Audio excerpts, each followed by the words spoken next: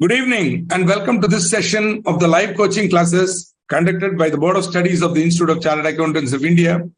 Welcome this evening, and we have all of you here: Alok, Dhyanesh, Kushiji, Jyotija, Sushil Kumar Barik, Geet Chauhan, Saipa Vairali. Pranav is here. Dhyanesh again is asking a question. Let's see what it is later. And Mr. Parthsarthi, welcome all of you. And all the others who aren't seen here in terms of, the name, you're also there, I'm sure. So Abhishek, Sri Lakshmi, Mitesh Bhai Patel, Samir, and Sunil Kumar again, Harshit Jaiswal. Wow, Manoj Kumar Thakur is here. Good show, sir. Welcome. Priyanka is here. Welcome. I'm missing a lady called Suprada, I think, because it was she who insisted that I should share the notes. And then once I shared it, she's not to be seen in my class. One Suprada ji, I don't know why. So yes, keep putting the names there. I would love to greet you all, but time permitting, I cannot. So don't mistake me if I don't greet you further. Good evening, and begin with the usual chant for no disturbance from the God of Internet and all other things. And from our own inner, negatives, more than anything else, the negatives that are there inside of us, more than anything else. Sahana bhavatu, sahano bhunaktu, sahaviryam karvavahai, tejasvinavadhitamastu mavid vishavahai, om shanti, shanti, shanti. Beautiful. So we move on. Very good evening, Mr. Mora. Welcome. And let's see one question, Dhyanesh. What is the difference between non-compliance, default, and contravention? Not a big difference. It's just English words. Okay. When there is a rule and you do not obey it, there is a rule which you are supposed to do, something that you are supposed to do as per the law, and you don't do it, there is non-compliance. For example, whenever you make certain payments, you have to deduct tax at source. If you make the payment without deducting tax at source, it is a non-compliance to begin with. Okay, it is also a default, failure. You can say default or failure, but it's basically a non-compliance. When you have to do something on or before your due date, and you do not pay it or do it, that's a default. That's why we call when you don't pay the taxes, advance tax or any other tax which became due, you're called a defaulter. Because you're supposed to pay it on a certain day and you have not paid it. So on from the day when you ought to have paid and have not paid, the person becomes a defaulter. Default. You are supposed to do something on or before a date, you don't do it. That is a default. Small differences. You can always argue either way. That's what I'm saying. I'm just giving you some. Based on my little knowledge, I'm giving you. You could be having a different view also. Okay. Contravention is knowingly not obeying. You are not supposed to do something and you jolly well go and do it. You're not supposed to evade tax. You're not supposed to make sales in cash. You're not supposed to accept, you're not supposed to sell goods beyond 2 lakhs to a person for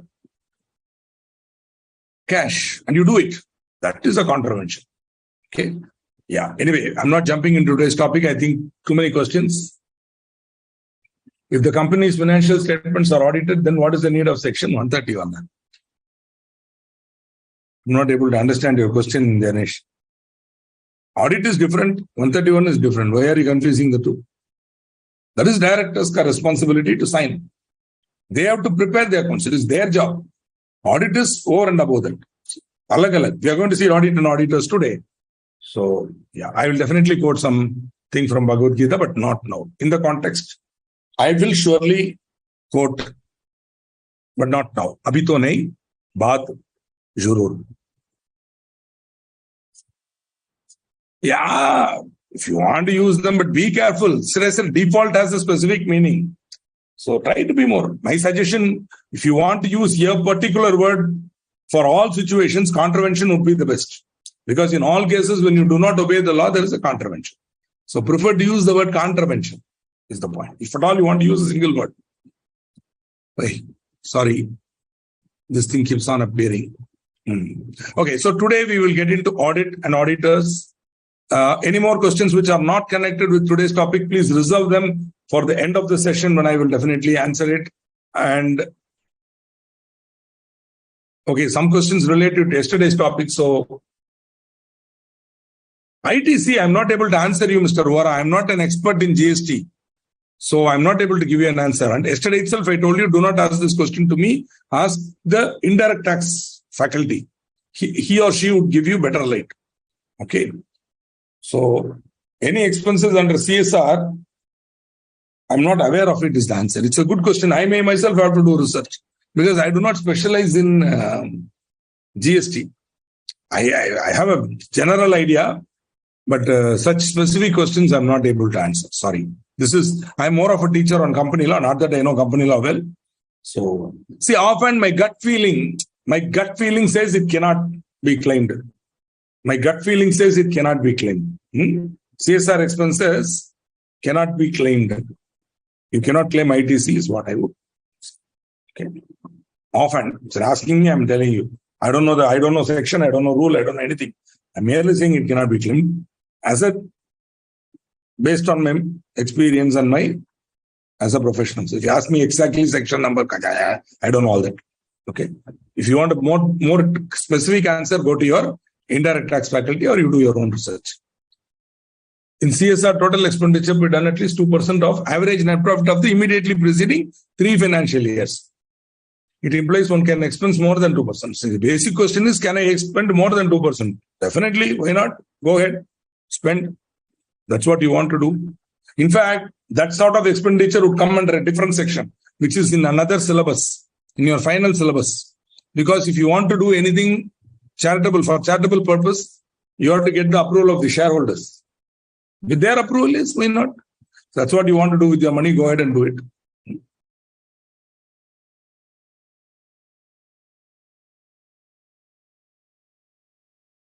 Laid before a company means presented. Ganesh, I think you have to stop asking questions. Please. Can you please stop asking questions? I want to get into today's topic.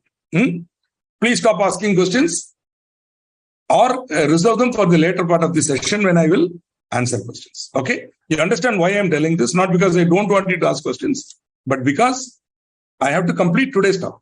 So when I come nearer to the end of this session, keep your questions and ask them at that time. And some of these questions I've already answered. What is your problem with the word laid? If you don't like that word laid, leave it. You use the word present. The accounts are presented to the shareholders, laid before. See, you are sitting at a table. I'm coming into the room and I'm having a paper with me. What I will do, I will lay it before you so that you can see it. In those days, that is how accounts used to be presented. Because there were only 10 shareholders. They were all sitting around a table. And the paper was presented on the table, laid before them. Okay. So it's a very old, archaic word. And so if you don't like it, don't use it. Prefer to use the word presented to the shareholders. Okay. No problem. But if you substitute laid before with presented to, nothing will happen. If you don't want to use such original good English, it's up to you. You can simply use common language, no problem. Presented to. No last doubt. Yes, you can ask it only at the end of the session. When I'm coming to the end, Dinesh, I will again remind you at the time you ask me. Moving on, because I just do not have time for this. I have to get into the topic for the day, which is audit and auditors. It's again a humongous topic which is going to go on. So let's jump into it. We already saw accounts of companies. So relate some of these to that. And we also saw something about a scam called Satyam scam. You'll find that many of the impacts of that scam have repercussions or effect in the way these sections were drafted. For example, when we came to voluntary revision, rather reopening and recasting of accounts, etc., I told you that this is part of Satyam repercussion. Similarly, here you'll find, in fact, most of the provisions relating to audit and auditors, which are new, which were not there in the 56 Act, are part of this. Okay. Wonderful. So this topic again can be understood under broad headings like appointment. So appointment of first auditor, appointment of subsequent auditor. in the year in which the company is incorporated, the first auditor will be appointed. Then the auditor for the subsequent years will be appointed. Then removal, resignation of auditor and giving of special notice. Very important topic. Very important and very interesting topic. Removal and or resignation of auditor and giving of special notice. Also, we have to talk about eligibility, qualification and disqualification of auditors. Maybe I might even talk about qualification before I talk about removal, etc. Okay? Before I talk about removal, because we need to understand what is the qualification and what are the disqualifications of an auditor. Who can be an auditor? Who cannot be an auditor? Also remuneration. Then we'll close out with powers and duties of auditors and auditing standards. Also, the Companies Act 2013 has attempted to bring some kind of a independence of CA. Though the Institute of Chartered Accountants of India prescribes independence very strictly, even without statutory, shall we say, compulsion, even without the law forcing you to do it, a practicing CA is supposed to ensure that his independence is not affected. Right. But still, the Companies Act put some kind of a statutory also condition on that. We'll see that also. So, as I told you, the Companies Act talks about certain prohibited services, which an auditor is not supposed to perform where to a company which is auditing. Also, signing of audit reports, duty of auditor to attend the AGM, and of course, to use the popular word, contravention. When there is a contravention of the provisions of this chapter, how the punishment will be there. And finally, provisions relating to cost auditor, appointment of cost auditor, compulsory appointment of maintenance of cost records and cost auditor. Yeah. Those who are coming late, kindly, you can greet me. I would be happy to know that you are here, but do not interrupt the class by your greetings. Kindly, quietly come and sit and we can ask a question. That will be better. Rather than a greeting, ask a question. So I will greet you and I will answer your question. Or else, just quietly come and sit. Chartered accountant. That's why I said, even before I start, you will notice that this is in the order of section. Whereas my coverage, as usual, will not be in the order of section, which could put people like Abdul way out of, turn, because they would be following the institute material. In that order, they would be expecting me to cover, which I will not do. Okay. So here we have Abdul with his usual question. Let us see what he is asking. There is no section for auditing standards. Auditing standards, only NFRA can apply. There is no section for auditing because think about it. Auditing standards are not applicable to companies. They are applicable to the individuals, to us, to the members. So how can they make it compulsory for companies? Common sense, Mr. Abdul, something you might want to develop fast. Common sense. Okay. Auditing standards. Except that NFRA has the power to prescribe auditing standards or has a role to play in development of auditing standards. Why? Because they are controlling the auditors also. That is why. That is the only place where you will find auditing standards are mentioned. Otherwise, common sense, Mr. Abdul, common sense. Apply common sense, which is something I would like you to do more often. Would the directors of the company be bound with the auditing standards? Sir, I am bound. I am a member as auditing. When I'm auditing, when I'm performing my attest function, I am bound. So how can that be mentioned in the Companies Act? Whereas accounting standards, directors are also bound. They should ensure that the accounts are prepared in compliance with the accounting standards. But nobody can prepare accounts in compliance with the auditing standards. Only an audit is conducted in compliance with the auditing standard. How that can be applicable to a company or a director for that matter or the KMPs? Have you understood what I'm saying? So would you like to think before you ask? What do you think, Abdulji? Think. That is one faculty which you might want to encourage in your brain. Thinking. Okay, asking, yes. But thinking is more important. When the minute you think, you yourself will get the answer and you might not want to waste your time asking such a question. What do you say? Anyway, since you have asked it, I have answered it. Please kindly confirm that you have got it. And your usual okay has come. Thank you. Okay. Okay. Okay. Qualifications of an auditor. Chartered accountant. a member of the Institute of Chartered Accountants of India. That is covered by the Chartered Accountants Act 1949. Individual who is a member of Institute of Chartered Accountants of India. Okay. Yeah. Or a firm.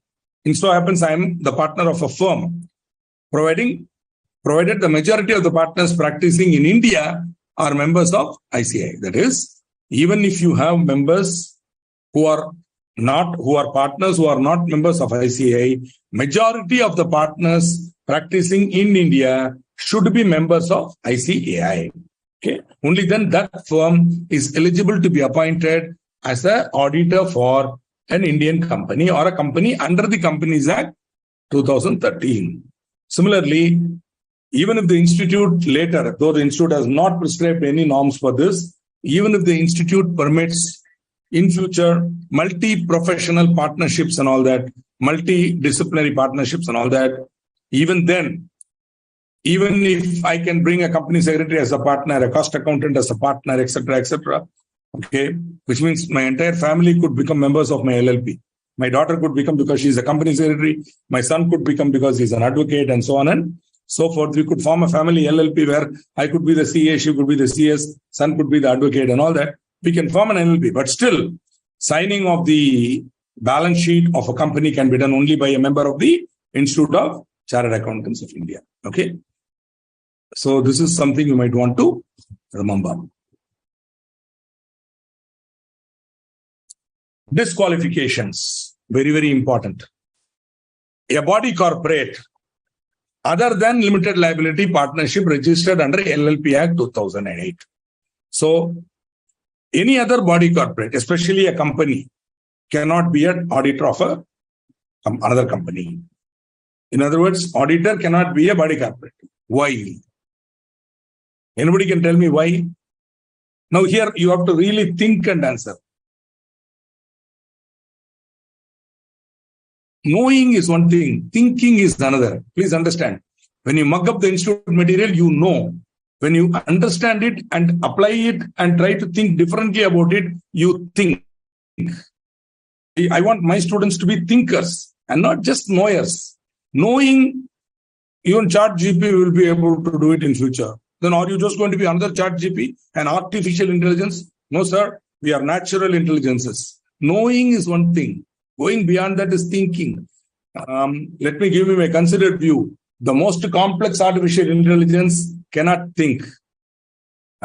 This may sound like a sacrilegious statement. This may sound like a violation of everything that you are being told about so-called artificial intelligences. But I'm still assuring you, no artificial intelligence can think the way I can think, or you can think if you put your mind to it.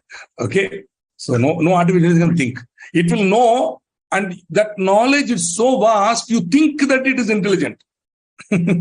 Whereas my knowledge is limited because I don't know sections, I don't know many of the things you are asking me. But I am superior to the AI because I can think differently whenever I want. That can never be taken away from me. Okay? Is the point. So let us see if you can think as against know. Signed by member through membership number. Auditor is, Manoj Kumar Thakur comes nearer. Auditor is individually responsible for his audit work. So there is an element of individual responsibility. Yeah, that is, Pranav gives me a very roundabout term.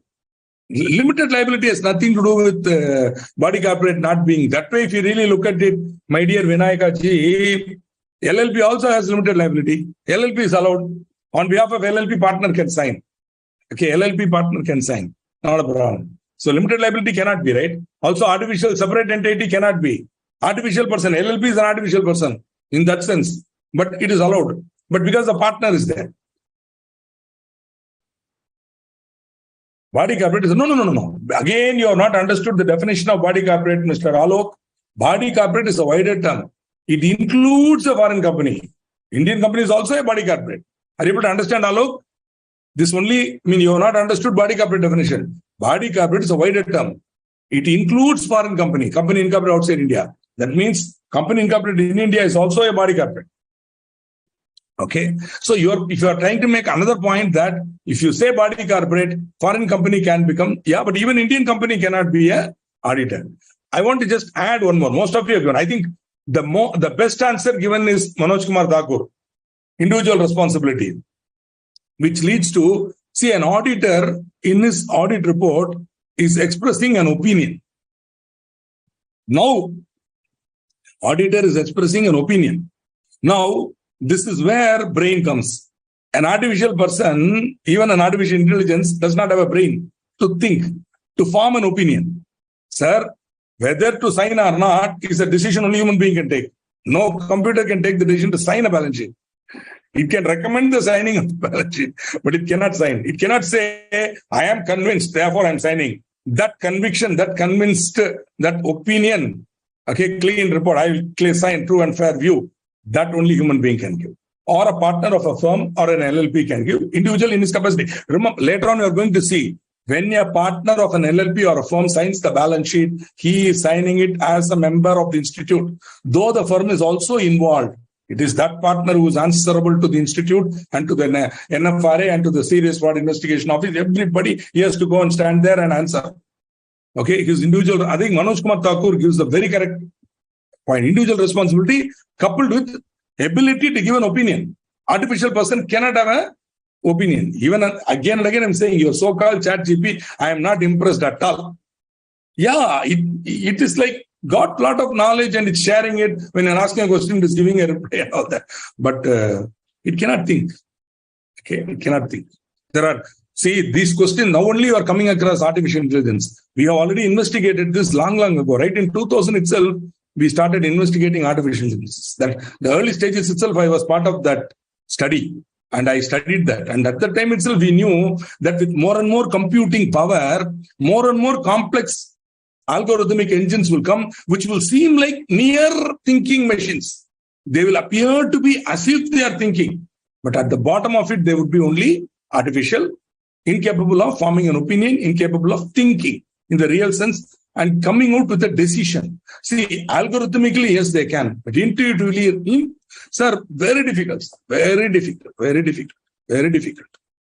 I am not trying to put down all the efforts that are being, all the money that our government is going to waste on artificial intelligence for the next 3 years.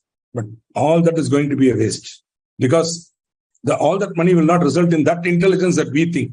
Rather, that money can be spent on improving the network, improving the speed, bringing about other kind of facilities that could enable better communication using digital media and all, rather than wasting our time on AI. This is my humble view. I may be wrong. I'm sure I'm wrong. Today's scenario, these words will brand me as a fool. The man who tells this is a fool because everybody is talking AI. And I'm telling, what you call AI is of no use to you. It is of no benefit to anybody. Okay, is the point. Anyway, good. So, great. I'm so happy that Manoj Kumar gave a very good answer. Artificial depreciating the land, and this is more hilarious than anything.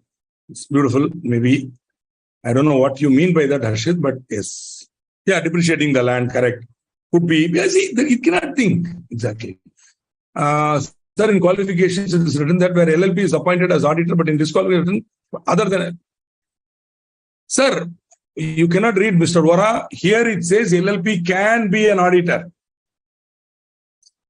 Firm includes LLP also. Okay. LLP can be an auditor, Baba. Be clear about that.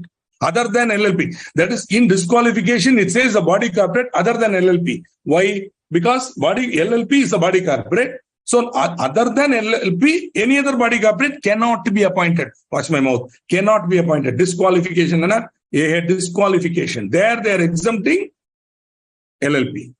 Okay. If any error occurred, cannot be. Exactly. That is another important point. If an auditor is committing professional misconduct, he can be individually held responsible for it. If he is committing criminal affair, if there is any criminal negligence, or if there is any criminal act, he can be imprisoned. You cannot imprison a body corporate. Nor can imprison the NLP, which is why I'm saying individual liability of the partner. That is very, very important. Whereas in company, directors cannot be made individually liable, thanks to limited liability. There you can indirectly bring limited liability. Correct. The partner who individually signed is liable, not the whole LLP. That is how all these big multinational firms escape and run away. They say, I am not responsible, that fellow, and they run away. Sir, that is LLP is because it's a partnership. Limited liability partnership. That is why. Firm is allowed, na? So by the same token, LLP is allowed. Okay, good show. Thank you. Excellent. Go and ask them, na? Why should you ask me, Git? Why don't you go and ask how Big Four work? Deloitte and all. They are LLPs. To my knowledge, they are LLPs. So that's how. I don't know what your question means, how they work and all. I don't know. They work. Partners are there. LLP may. Right? Hello. LLP can be appointed as an auditor. Therefore, it is an exception in the disqualification list. Have you understood? All of you, please.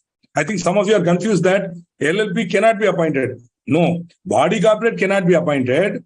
Exception is LLP, which is a body corporate, but can be appointed as an auditor. Okay. An officer or employee of the company. An officer or employee of the company cannot be an auditor. In other words, officer includes director, CFO, chartered accountant, could be a chartered accountant, cannot be appointed as an auditor. Employee cannot be an auditor. They want to clearly exclude. Why? Simple reason. Independence. Straight away independence gone. If an employee is the auditor, imagine what type of independence it will be. That is why it cannot be. A person who is partnered or is in employment with an officer or employee of the company. So you're not appointing the officer or employee, but you're appointing a person who is a partner of the employee or officer, or he is an employee of the officer or employee. Think about it. Okay. So double independence loss. So this fellow itself, that officer or employee itself does not have an independence. See, simple. This guy is receiving 1.5 crore salary from that company. Tell me what independence he has. He will do what the board of directors tell him to do. Within some limits, he'll try to be ethical, but beyond that, even see what to do. So much money, the whole thing is, the perspectives change and people will do. And if this fellow is also the auditor, imagine what happens. So that is why, rightly so, right from 1922, they have said, officer cannot be, employee cannot be, partner or employee of an officer or employee cannot be an auditor. I think that is fair. Now,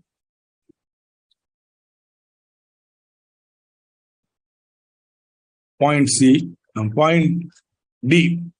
A person who or his relative or partner is, be very, very careful. You cannot appoint a person or a person whose relative or partner is, first we will begin here. Let us begin with security. So I cannot appoint a person who is a person who or his relative or partner is holding any security of or interest in. So auditor cannot hold any security of or interest in the company. Relative or partner of the auditor also cannot hold. So you cannot appoint a person who is holding security or interest. Why this interest is there? Because company without share capital, there will be no security, share and all. It will be interest in. Therefore, he cannot hold interest also. Person who, I'll repeat, in the case of company without share capital, there will be no shares or security. So interest is included. He may be having an interest where the company does not have share capital. Okay. Now, so neither that person, nor his relative, nor partner should hold anything. But for partner also cannot hold. They have specifically exempted or provided an exception for relative. Only for relative. Relative definition, you already know. We studied it in preliminary. I hope you remember. Relative, I taught. Relative may hold shares of face value not exceeding 100,000. Relative may hold shares of face value not exceeding 100,000. Okay. Now, friends, I'm going to ask you a simple question and I want an answer. My brother-in-law, that is my wife's brother, is running a company. He's the MD of that company. He is holding 85% of the share capital. His wife is holding 15%. Together, they are controlling 100% of the shares of that company. He is my wife's own brother, my own wife's own brother. brother-in-law. Can my firm be appointed as auditor of that company? He is running a company which is doing well, nice company. Can my firm be appointed as an auditor of that company? This is a practical question. You can answer.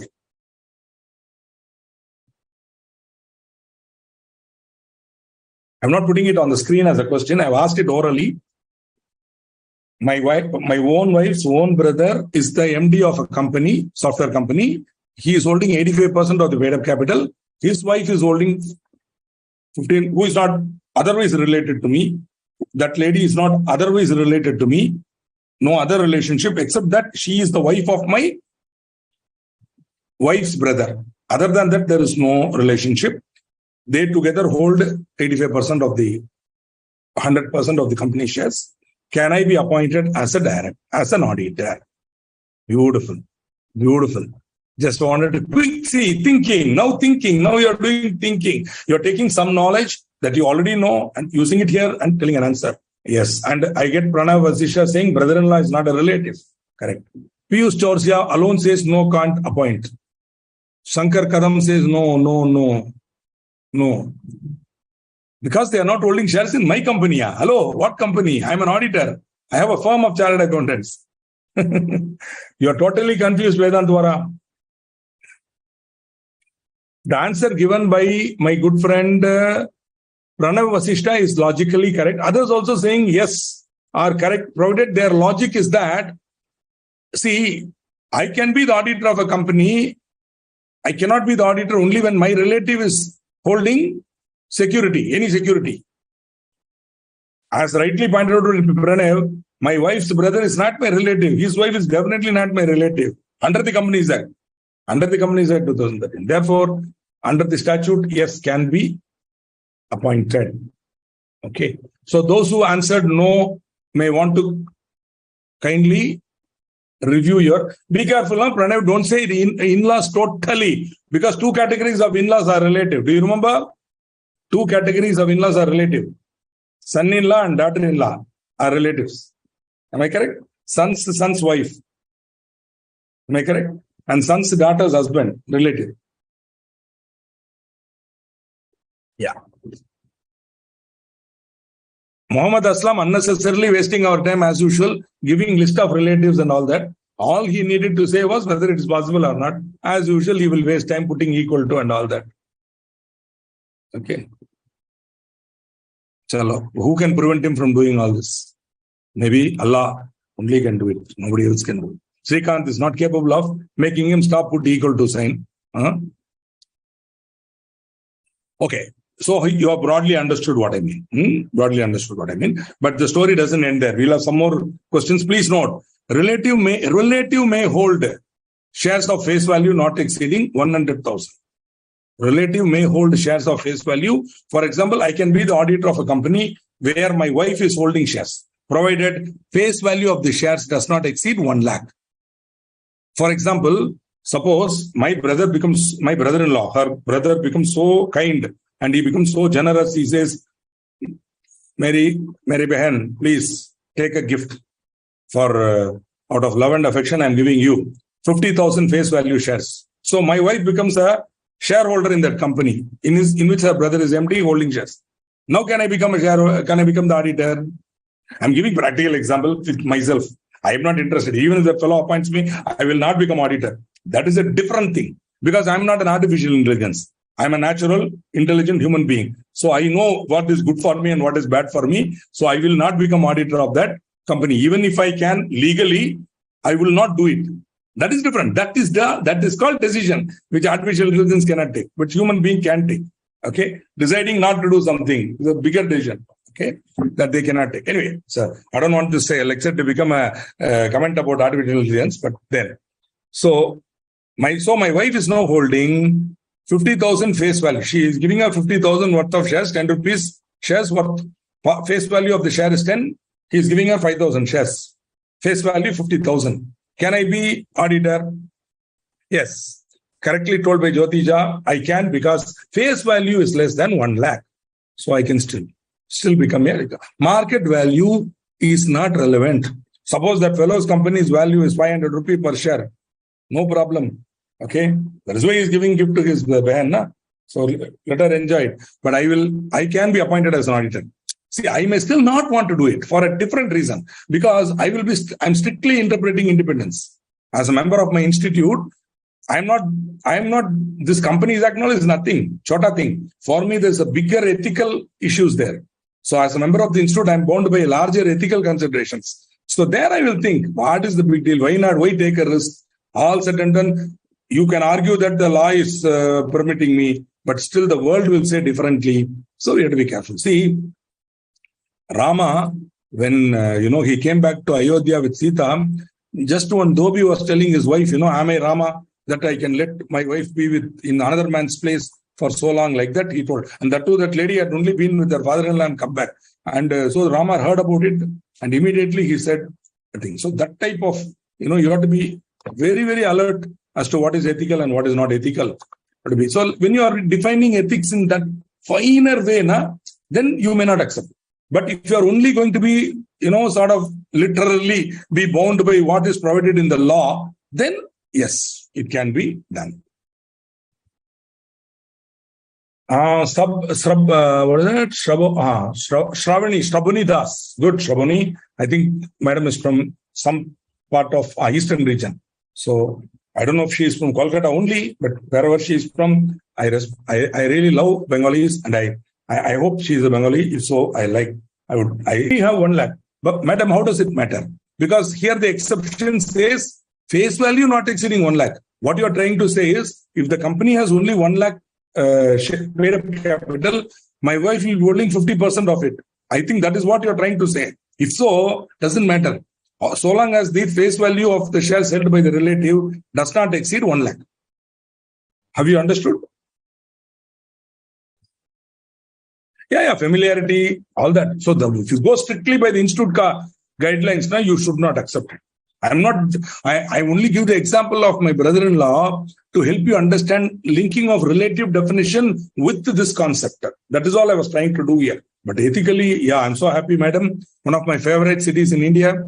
After Chennai, my favorite city is Kolkata. One of my second most favorite city in India is Kolkata. Beautiful city. Thank you. Nice to see you. Nice to have you in the class. So familiarity threat is there. Absolutely correct, Janish. I'm so thankful to you. So that too, more than familiarity threat, there is a wife threat. Tomorrow, anything happens, she will be making my life miserable.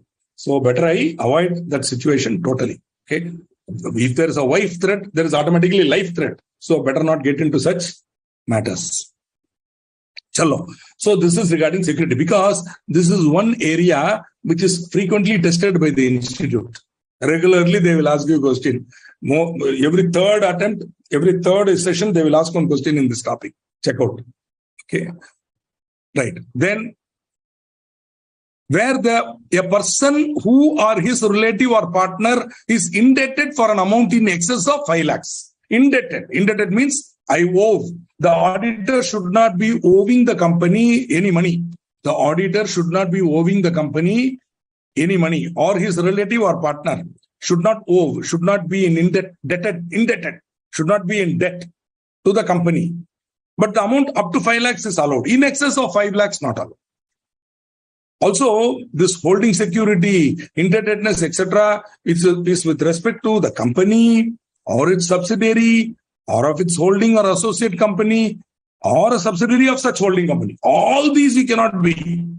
That's why I put it in the center, in the circle, and I put arrow marks pointing there. So that these things cannot be done in the company or its subsidiary or its holding company or associate company or a subsidiary of such holding. That is co-subsidiary, we call it. In associated company, in related companies, related parties, we saw that. So above holding, below subsidiary, side, parallel. I have a holding company, I am a subsidiary, another subsidiary of that holding company. In any of these entities, including the company where I am, auditor or the relative or partner should not be indebted 5 lakhs or hold any security. Relative alone, there is an exemption. Don't forget that. Only for relative exemption. Or the person who or his relative or partner has provided guarantee or any security on behalf of any third person in excess of 1 lakh. That is, the auditor or his relative or partner is a guarantor. In case the other person, the third person, does not meet his obligation, automatically the auditor will become indebted. Therefore, they say you cannot be. As of now, you are not indebted, but company is giving a loan or something to the third person. That third person, if they don't pay, then automatically that auditor or his relative or partner will become indebted. But guarantee can be given up to rupees 1 lakh. Beyond that, you cannot give. Okay. So this is the very important section 141, subsection 3D. Okay. You can let us see if any more questions are there. At the time of appointment, he is not relative. That's a nice question. At the time of appointment, he is not relative. After appointment, his wife hold 1,20,000 face holding. It's possible. We'll see that also. We will see such a possibility. See, exact question asked by Sunil Kumar is, in the event of acquiring any security or interest by a relative above the threshold prescribed, the corrective action to maintain the limits as specified above shall be taken by the auditor within 60 days of such acquisition or interest. So at the time of appointment, the relative is not a relative. No. What are you trying to say? It's not a relative. After appointment, his wife hold on. Hello. At the time of appointment, his wife is not holding. Subsequently, she is holding. Now, within 60 days, he has to take corrective action, which could be either the relative should sell the share or the auditor should resign. Either one choice you have to do. Okay. If the relative says go to hell, then you have to resign. That's all. What do you say? If my wife is getting 1,20,000 from her brother, my brother-in-law appoints me. It so happens he is not only my brother-in-law, he is my college mate. Right from college, we know each other and we are two good friends. So he might say, hey, you have to be my auditor like that. So I'll be. But I'm going to gift 1,20,000 shares to my sister. Hey, you can't do both. I cannot be a auditor and she cannot be a auditor. Like that, I have to tell. So if the sister says, you donkey, you don't interfere. My brother is giving me, Mom, within 60 days, you have to sell that share. He said, go to hell. Then I have to resign. That's all. Within 60 days, I should resign. Okay. That is the point. What if your brother-in-law gives 100% capital to your wife? That you will never do. This itself is a utopian dream. If my wife hears the story, she'll be laughing. My brother giving me share. Wow, that's a good joke like that. Okay. What if your brother-in-law gives 100% share capital to your wife, but the total share capital value of company does not exceed 1 lakh? Hey, this is also a good question because Abdul, as usual, controversial question arising from my answer to Shraboni Das. Okay. Yeah, 1 lakh pay face value. Yeah, you are asking an extremely improbable question just to prove a point. Good. I will humor you. Even in those cases, okay, it will be. But if my brother-in-law gives 100% share capital, if it is a private company, will not the number fall below the statutory minimum? What is your answer to that, Abdul? You are asking me question, na? Sometimes Vikram can also ask question to Betal. What do you say? Not that you are Betal, but sometimes Vikram can also ask a question to Betal. And here the question. Suppose if I go by your improbable question, just to get some answer controversially, if you go there, you tell me, if the entire 100% shares are given, who will be the other shareholder there? That at least you should have thought about. Now, Abdul, that's why I'm saying, thinking. In your eagerness to ask question, boss, you are disengaging your brain. Think. I've asked a valid question. If just to catch me, you're asking that question. Now I'm asking you a question. If 100% is transferred to my wife, who will be the other shareholder? At least one share my brother-in-law should retain. Na? That way you should have asked the question. Then you would have been a really intelligent person and I would have appreciated you. Okay. Chalo, no problem. See, I have nothing personally against Abdul, but see, I'm telling you now, clearing this exam is not by asking this type of questions. It is by understanding the subject properly and answering the questions intelligently. Okay, no problem. Good. So 1 lakh is the limit, boss. There is no percentage involved. Why don't you drive that into your head? That's all. Then you will not ask. Minimum is 2. Now, where is the 2? Muhammad Aslam, simply put minimum 2 shareholders. Luckily, you have not put an equal to sign there. Okay. Another okay from Abdul. Simply putting okay. Okay. In the event of acquiring any security or interest by a relative, I think this is the question which was asked by Sunil Kumar. I will give you one more example. Reverse example. You are going to get it in the, when I'm coming to the practical question now, you're going to get that. In this situation, they are saying relative is acquiring the shares after appointment of auditor. The auditor is appointed. In the event of acquiring any security or interest by a relative, actually I put SIC because so it is printed. Okay, that is what I put there. Because such wrong English I will not put. It is there in the Act. Okay, that grammatical error is there in the Act.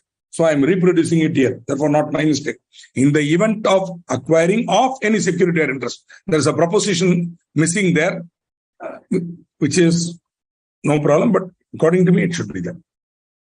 Yeah. Prachiji, you have put some blank space there. No question there. Chalo, moving. When I come to practical question, you'll see another situation. Auditor is appointed. Relative acquires the share after the appointment. Within 60 days, corrective action should be taken. Or auditor should resign. That's all. If he continues to hold, then he is violating the law. To answer your question even before you ask it. Suppose he is disqualified and he is continuing to act as an auditor, he is violating the law. Contravening the law, violating the law, whatever you want to call it. Okay. But technically, he is not a defaulter. Okay. You won't call this as a default. It's a violation. It's a contravention, but not a default. I've already given you relative. Just for reference, I'm giving it here. No need to think. And continuing with the disqualification, a person or a firm who either, whether directly or indirectly, has business relationship with the company or its subsidiary or its holding or associate company or subsidiary company of such holding company or associate company. So a person or firm who, whether directly or indirectly, has business relationship. Immediately, we should know what is business relationship. They have given a definition there. Business relationship shall be construed as any transaction entered into for commercial purpose. Exceptions are, exception, commercial transactions which are in the nature of professional services permitted to be rendered by an auditor or audit firm under the Act. For example, Mr. A can be a statutory auditor under the Companies Act. He can give tax advice. He can be the tax auditor. Are you able to understand? He can give tax advice. Nothing wrong in that. Tax advisory allowed. Tax audit allowed. Okay. But there are certain other services you cannot render. But any services which are in the nature of professional services permitted to be rendered by an auditor or an audit firm under the Act of, under the Chartered Accountants Act, because there are certain commercial transactions which are in the nature of professional services which are not permitted to be rendered by an auditor under the Act. We'll be seeing in 144 very shortly. Okay, those things are not exempted. If you do that, there is a business relationship. Other than that, anything permitted. So if the auditor is also engaged for giving tax advice, advisory services, no problem. Tax audit, chalo, take him for that also, no problem. Like that. Commercial transactions which are in the ordinary course of business of the company at arm's length price, like sale of products or services to the auditor as customer in the ordinary course of business by companies engaged in the business of telecom, airlines, hospitals, hotels, and such other similar businesses. So, commercial transactions which are in the ordinary course of business of the company at arm's length price, like sale of products or services to the auditor as customer in the ordinary. But here, I don't know what they are trying to say. Only telecom, airlines, hospitals, hotels and all covered, because these are all service providers. But I think this is wide enough to cover sale of goods also. For example, an auditor can buy a car manufactured by the auditing company. Nothing wrong, provided the transaction is at arm's length price. Meaning, the car will be sold to him at the same price which an ordinary person would get, he will get. Even if it is a discounted price, if everybody will get the discount and he's also getting the discount, no problem. But if you're giving the auditor a special discount, then it is a business relationship. It is, in other words, it's not coming under the definition exception. Therefore, it will become a business relationship. So, auditor cannot have any business relationship with the company. A person whose relative is a director or is in the employment of the company as a director or KMP. Relative is a director or is in the employment of the company as a director or KMP. So here we said relative cannot be appointed. Relative of a director cannot be appointed, or a KMP cannot be appointed as a auditor. Now we are saying if the auditor's relative is a director or in the employment of the company, reverse. My relative is a director, I cannot be appointed, or my relative appointed. Special category, not all employees. In the employment of the company as a director or KMP. So employment, not all employees are covered. I'm repeating, not all employees are covered. Only those employees who are in the employment of the company as a director or KMP. So if the auditor is a relative of a director or of a person who is a director or who is an employee, who is an employee of the company as a director or KMP, then that relative cannot be appointed as an auditor. Right? So reverse of this, just to ensure that relatives, when somebody's relative is there, the person cannot be appointed as an auditor.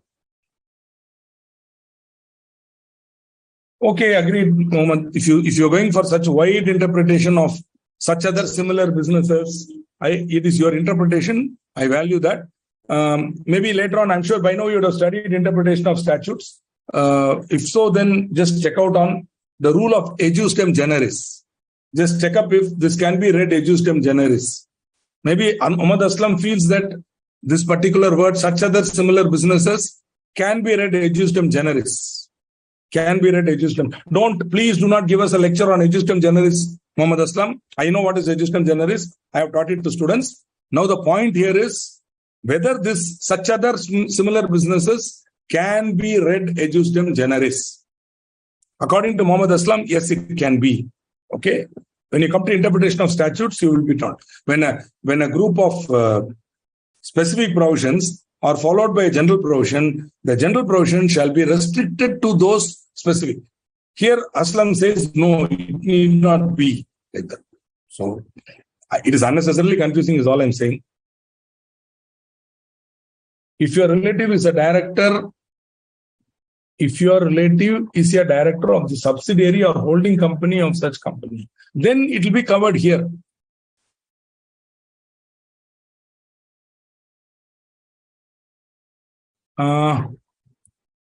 No, here they are not having subsidiary or associated company. That is not being covered here. Only that company, of the company, subsidiary holding, etc., are not covered. To answer your question.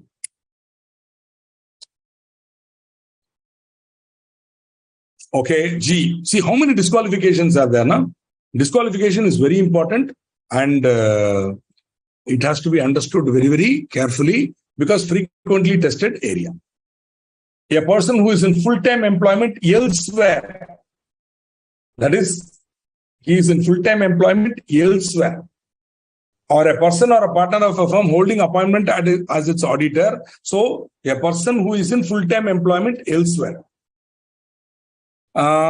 See, you cannot appoint a person as an auditor if that auditor's potential appointee, his relative is a director of the company or is in the employment of the company. You see, you are trying to appoint Mr. M as the auditor. Mrs. M is a director of the company. Then M cannot be an auditor. Also, you are trying to appoint Mr. M as a director. Mrs. M is a key managerial personnel. Then you cannot appoint M as an auditor. Have I made myself clear? And this will apply only to the company. And as Abdul was trying to ask us, it will not apply to, they can be a director of a subsidiary, holding, etc. No problem. They should not be a director of the company. Okay. Got it? I hope it is clear, Prachi. So, a person who is in full-time employment elsewhere. See, our institute does not prevent a member from holding a COP and being in full-time employment. But if they do that, then they would not be in full-time practice. Are you able to understand? but still they can issue certain certificates and all that. They can practice with the permission of their employer, and that is between them and the employer, whatever. But if they are in full-time employment, they cannot be appointed as auditor of a company. So a man who is working as a GM finance of a company, full-time employment, he is a member of the institute holding COP also. Sorry, he cannot be appointed as auditor of any company. Also, a person or a partner of a firm holding appointment as its auditor, if such person or partner is at the date of such appointment or reappointment holding appointment of audit as auditor of more than 20 companies. So you have to count 20 companies. If you are in more than 20 companies, then you cannot be appointed as auditor for one more company. But while counting 20, public companies are to be included, private also to be included, but one-person company excluded, dormant company excluded, small company excluded. Private companies having paid up share capital less than 100 crore, which would be many private companies. Most of them would get out of that because 100 crore private company, imagine what company that should be. So it could, that fellow would have by now become public company. 100 crore paid up capital, fellow would have by now become a public company by choice. He would not be private, but if so, there's a foolish private company which is having paid up share capital 100 crore or above, then that will be included for 20, right? Other than that, less than 100 crore private company excluded, one-person company excluded, dormant company excluded, small company excluded. Okay, so other than that, you have to see the rest and count, not more than 20. If you are a firm, then each partner will get 20. So if you have 5 partners, 100, 5 into 20. That many number you can.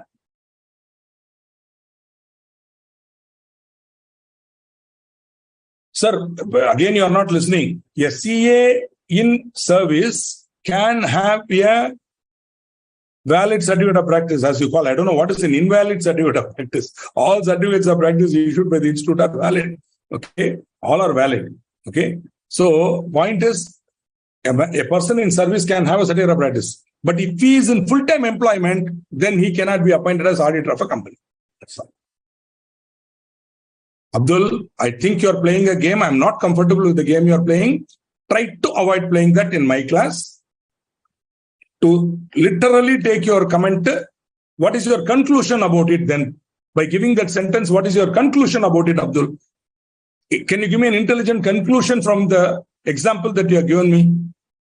Can you give me an intelligent conclusion from the example you have given me? What is it you are trying to say? There are many, for your information, Hyundai Motors is a private company. For many reasons, they remain. See, the beauty is all of them tried to remain private companies because they had certain exemptions in those days. Today, most of those exemptions are out. Being a private company doesn't give you any joy. So these fellows can as well become public. There's no need for them to be private because in those days, the law was less stringent on private. Hyundai Motors India is a private company, for information. The motor car manufacturer is a private company. Like that, if you are giving me one example, I can give you 15 examples straight away. That doesn't prove the point. Okay, one. Now, intelligently tell me, what are you trying to say with that? From this topic point of view, what is it? What is it you are trying to say? Tata Sons is a private company. Therefore, conclude that. Okay, is the point. Yeah. So, absolutely correct, Ganesh. See, there is something called ability to audit. So, they feel that a single person cannot handle more than 20 large audits. So, they are saying smaller companies, blah, blah, small ones, you take it. When it's a huge, see, 100 crore paid up capital, even if it's a private company, the complexity of the audit would be high. Such audits, they feel not more than 20 per partner, not more than 20 per audit. That is all. Absolutely. Quality will suffer if there is more. That's all. So, even though Abdul cannot answer, I will give him the answer he is supposed to give. He is only saying Tata Sons should be included for the purpose of 20. That's all. If there is a private company which is having paid up capital more than 100 crore rupees, such a company should be included for the purpose of 20. That's all. Okay. A person who has been convicted by a court of an offense involving fraud and a period of 10 years has not elapsed from the date of such conviction. A person who has been convicted by a court of an offense, any offense, involving fraud, and a period of 10 years has not elapsed from the date of such conviction. For example, an auditor has committed fraud. Maybe he has taken some money from a client for payment of tax and has not paid the tax. So the client gives a criminal complaint to the police, and this man is convicted by the court of fraud and has been sent, and a period of for 10 years, he cannot be appointed as an auditor of any company. That is a disqualification. Actually, this was not there earlier. Now they have included it. I don't know why. Because logically, this gentleman would also be debarred from practice. With the conviction, once in fact, the debarment proceedings would be taken even when the charge sheet is filed. Okay, but of course, he is innocent until proven guilty. The minute he is convicted, automatically he will be debarred. His proceedings will be there for debarring. Okay. Good. A person who directly or indirectly renders any service referred to in section 144 to the company or its holding company or its subsidiary company. Section 144 gives the list of services that auditor is not supposed to, an auditor or audit firm is not supposed to render to its auditee. Where a person is the statutory auditor or a firm is a statutory auditor, such a firm shall not render certain services mentioned in section 144.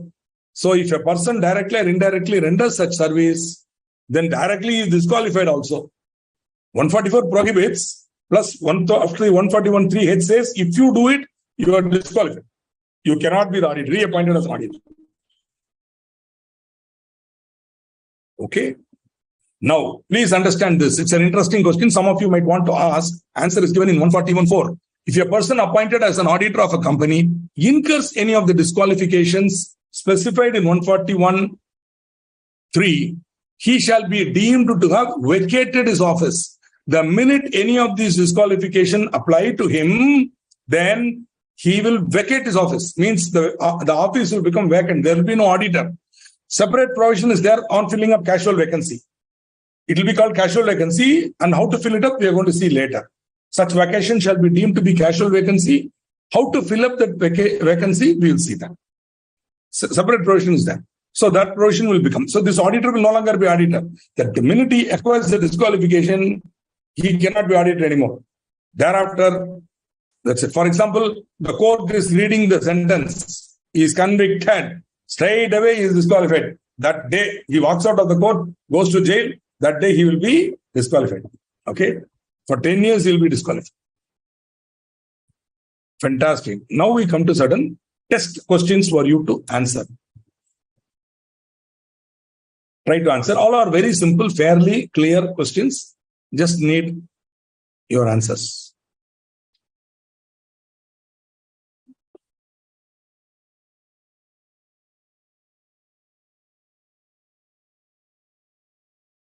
CA Vikas is appointed as auditor of ABC Limited on 17/7/2008.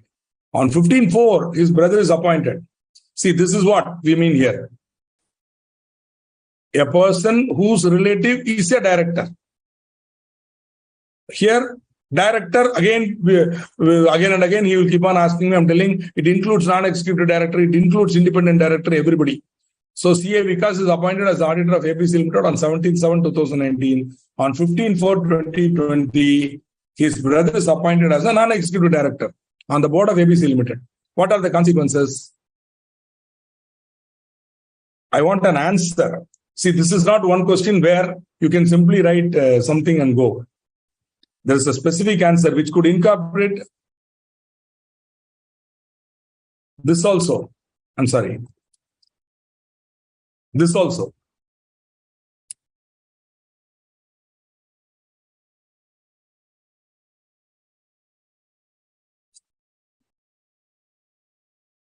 He won't have to resign. See, will he have to resign? What does this say? The minute the disqualification happens, what will happen? Will he have to resign? Will he have to vacate? I think you have not understood what is the meaning of vacating. Vacating happens automatically. You understand? He will not, it is not an act of his. to vacate. It is an event. He will vacate. Vacation is not his control. The minute the disqualification happens, he will automatically vacate his office. Resignation, not a good idea. Jnanish, I think your answer needs to be reworded.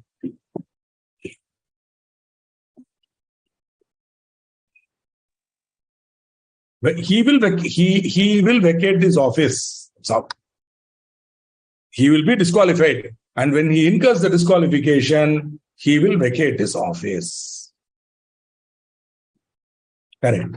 He is not contravening. At this stage, he is not contravening or contravening any of the provisions. At this stage, no. Only if he continues to act, he will contravene. The day he vacates it, he can't act as an auditor anymore. So the correct answer is on 15/4/2020, CA Vikas will be deemed to have vacated his office. The vacation is will be considered as a casual vacancy. On and from that date, CA Vikas cannot act as the auditor of the company. If he continues to act as an auditor, it will be in contravention of section 141(3). This is what a good intelligent student will write in the exam as an answer, for which he will be given 2 marks or 1.5 marks. He or she. 2. Mr. Ram, brother of C.A. Sham, a practicing chartered accountant, acquired securities of Messrs. COL Limited, having market value of 1,20,000, face value 95,000. C.A. Sham is qualified to be appointed as a statutory auditor of COL. I think yes.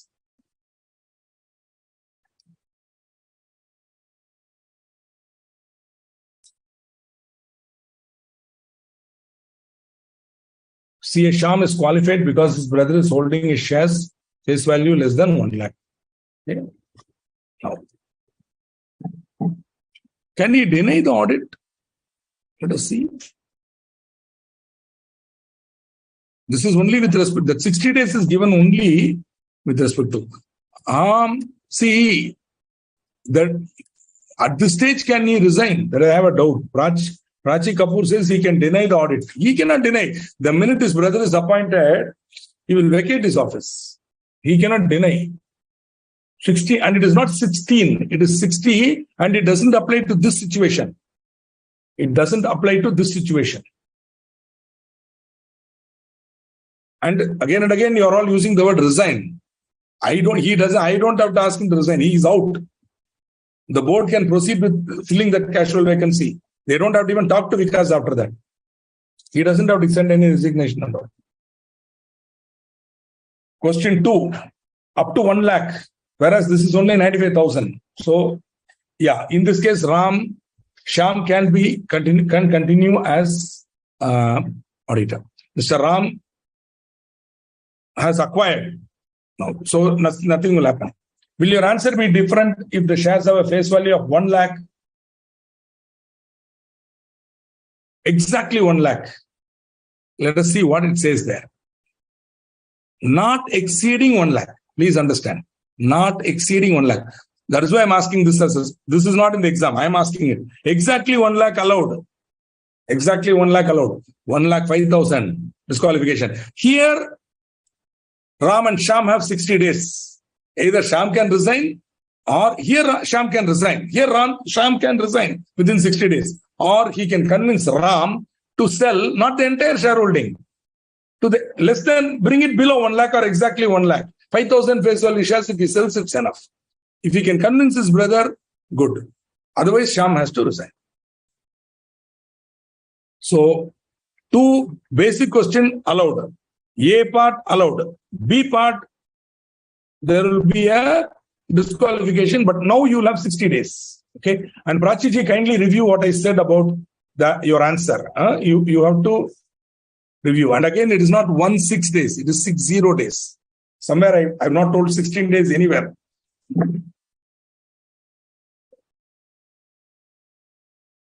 Okay. Good. Most of you have got the answer right. Yeah. In the case of B, there you have it's more than 1 lakh. Therefore, see, question number 1 is based on this disqualification.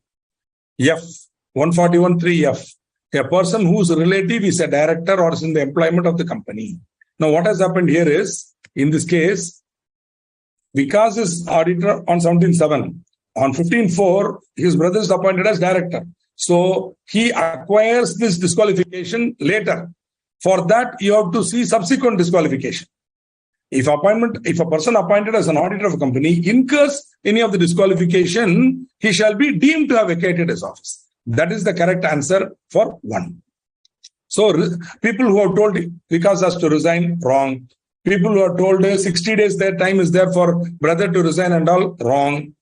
Correct answer is CA Vikas is deemed to have vacated when he acquires the disqualification. You have to read 141(3)(1), 141(3)(f), read with 141(4). If you want to be very, very authoritative on your answer. Correct. In third case, if in case of 1,05,000 shares face value, if only the brother Ram can sell some shares so as to bring it within 1 lakh limit, then within 60 days, then there is no disqualification. 60 days grace period is given here. If you see that, 60 days grace period is given here. Okay. Fantastic. You people are all really brilliant, excellent, great. Here we have one of the greatest love stories ever told. Okay. This beats Laila and Majnu. This beats Shah Jahan. Okay, etc., etc. Anil's story is a real sad story. A love story is good only when it is sad. Nobody ever remembers a love story where they get married and live together. Those are boring love stories.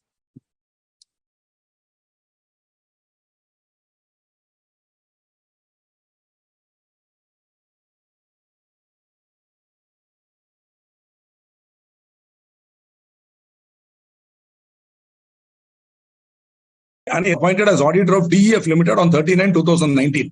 While conducting the audit, wow, he met CS Neha, the company secretary of the company. She is already company secretary. They fell in love with each other and got married on 15/1/2020. What are the consequences of this vis-a-vis the continuance of CA Anil as auditor? Can I have your answers? Correct.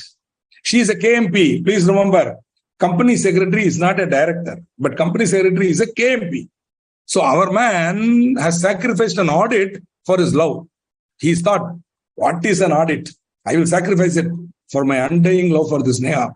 So I will marry her on 15/1, and on 15/1 I will think. Better still, this fellow could have told that company, resigned from that company, but then he would have informed them and they would have filled the vacancy, I suppose. And whatever it is, the sacrifice of Anil has to be remembered. He is sacrificing an audit for his love. Correct. So now you are clear now. 60 days does not apply here. It is not as if we can convince Neha to resign within 60 days and all. First of all, that such a provision is not there. Secondly, Neha will say, go to hell. Why should I quit my career for your audit? You resign from that audit like that. So the marriage will start on the first instance itself with a beautiful fight. And then only the marriage will continue. So luckily, the law has solved their problem and it does not give them any 60 days time. Our friend Anil will be deemed to have vacated his office. Correct. If auditor attend any disqualification, acquires any disqualification, auditor shall vacate, shall deem to have vacated the office. Correct, exactly. See, the only catch here, is relative is not appointed as a KMP.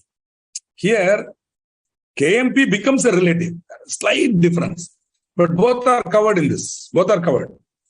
You cannot be an auditor if your relative is a KMP. If you acquire the disqualification subsequently, you shall be deemed to have vacated. Always read these two in conjunction, 141.4 and 141.3. Beautiful. So here are some more. See how frequently they have tested. No? Regularly they are asking this topic. Regularly they are asking. So many questions. And all are fairly simple. You don't have to ask complicated questions and get confused to be able to answer these questions. Just understand the subject clearly when it is being taught.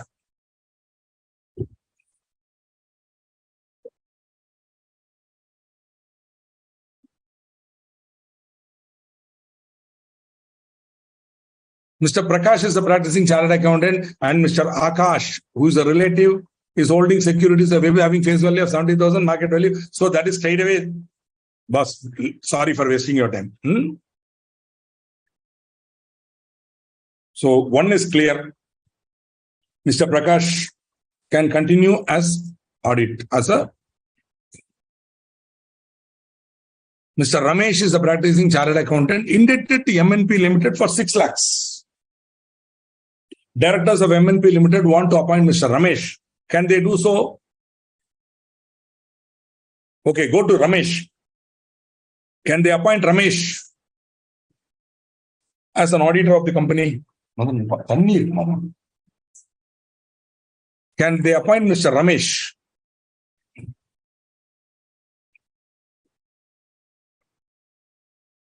Sorry, thank you.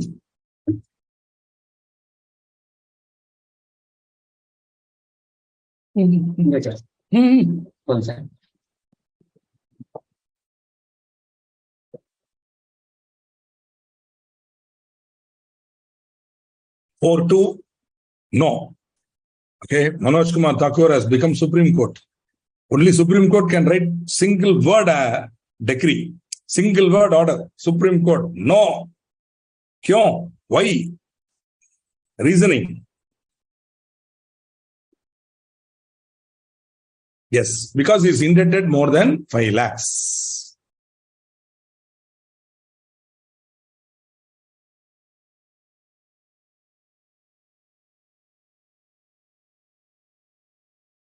Okay, KVJ, spouse of Mr. Kumar, a chartered accountant, is the storekeeper. So here the point is that storekeeper is not a KMP. So Kumar can be an auditor of the company. Okay, so the point is storekeeper is not a KMP. The relative should not be a KMP. See, Neha was a company secretary. So KMP. Whereas Mrs. KBJ is a storekeeper, and that is not a KMP. Alok, you have given no for 3 because his wife is an employee. Shall I show you the slide again? What does it say here? A person whose relative is a director or is in the employment of the company as director or key managerial person. Okay. Of course, you can come here. You can come here and say a person who is a partner or in the employment. Here, relative is not covered. Are you able to understand? Here, relative is not covered. Okay. So, it's a very, very tricky point. So, only KMP is covered there. Therefore, KVJ. Mr. Kumar can appoint as auditor of company. Wonderful. Okay, sir. Alok. Good. That's it. We have exhausted possibilities here. Good show. And now we come to the 144. Friends, to understand 144, you have to go even before Satyam. And you have to go to United States of America.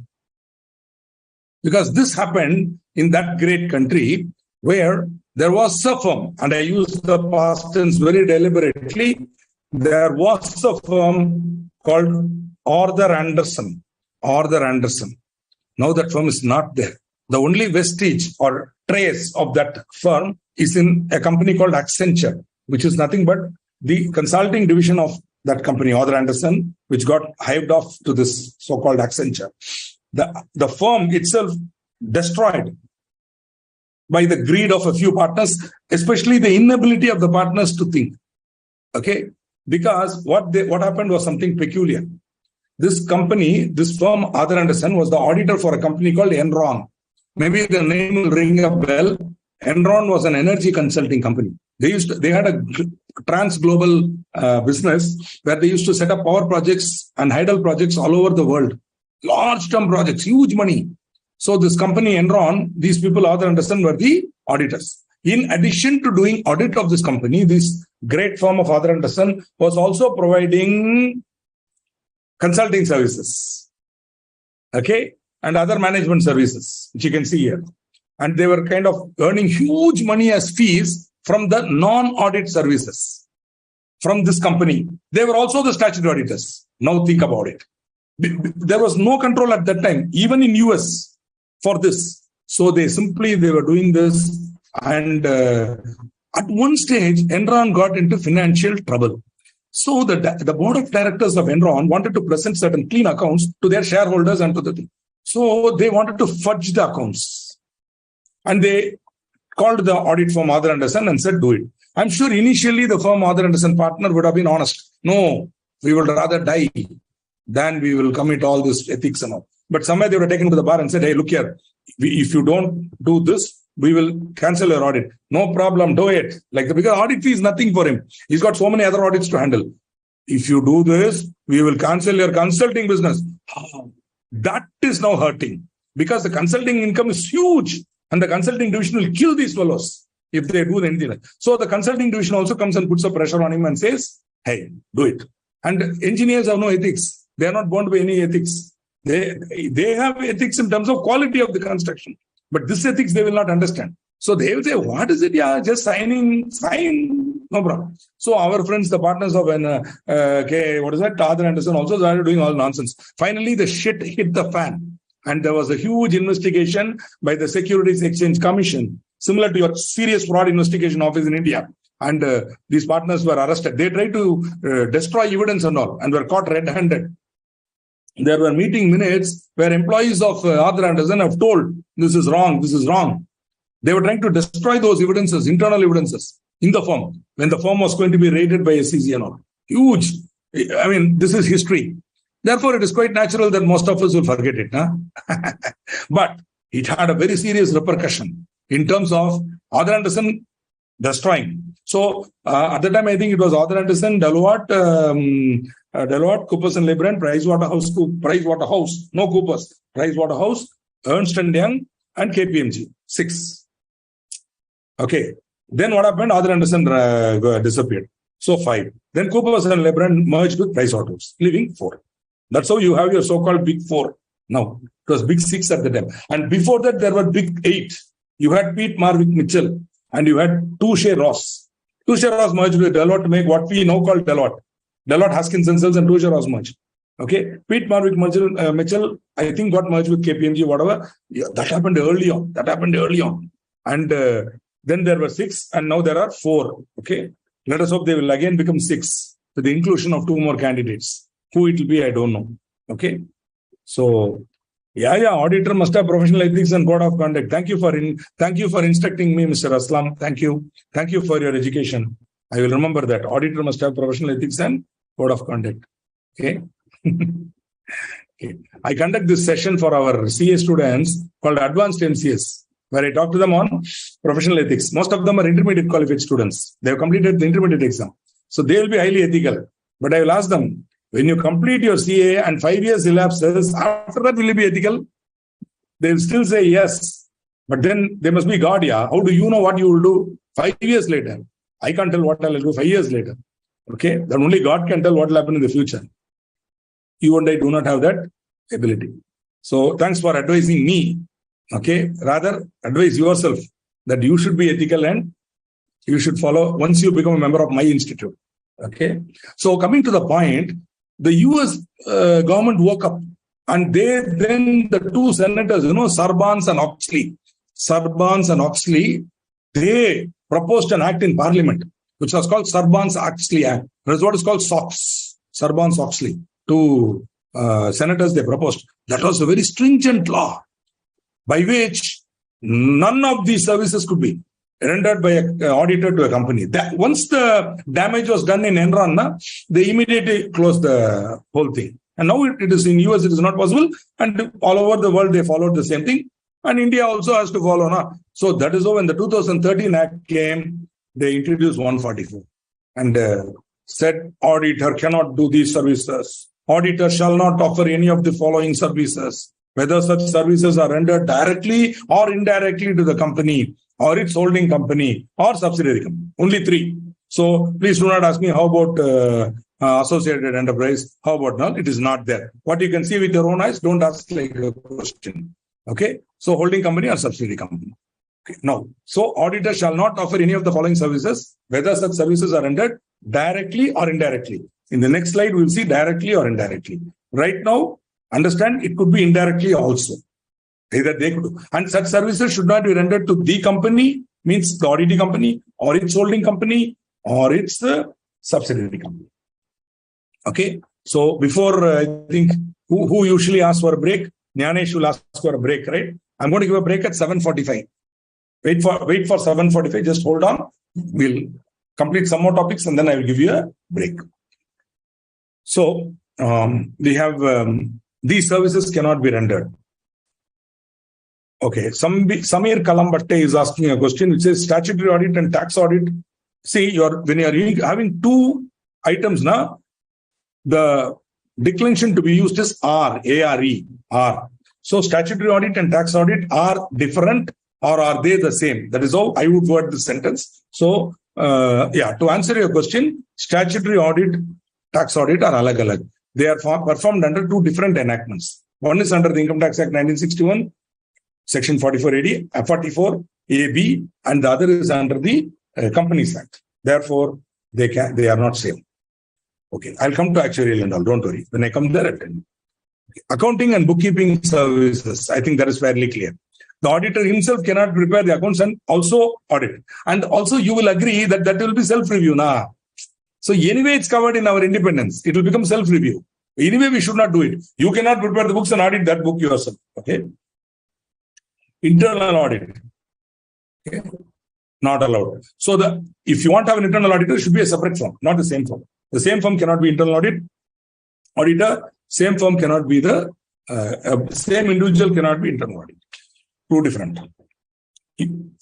We saw no compulsory internal audit.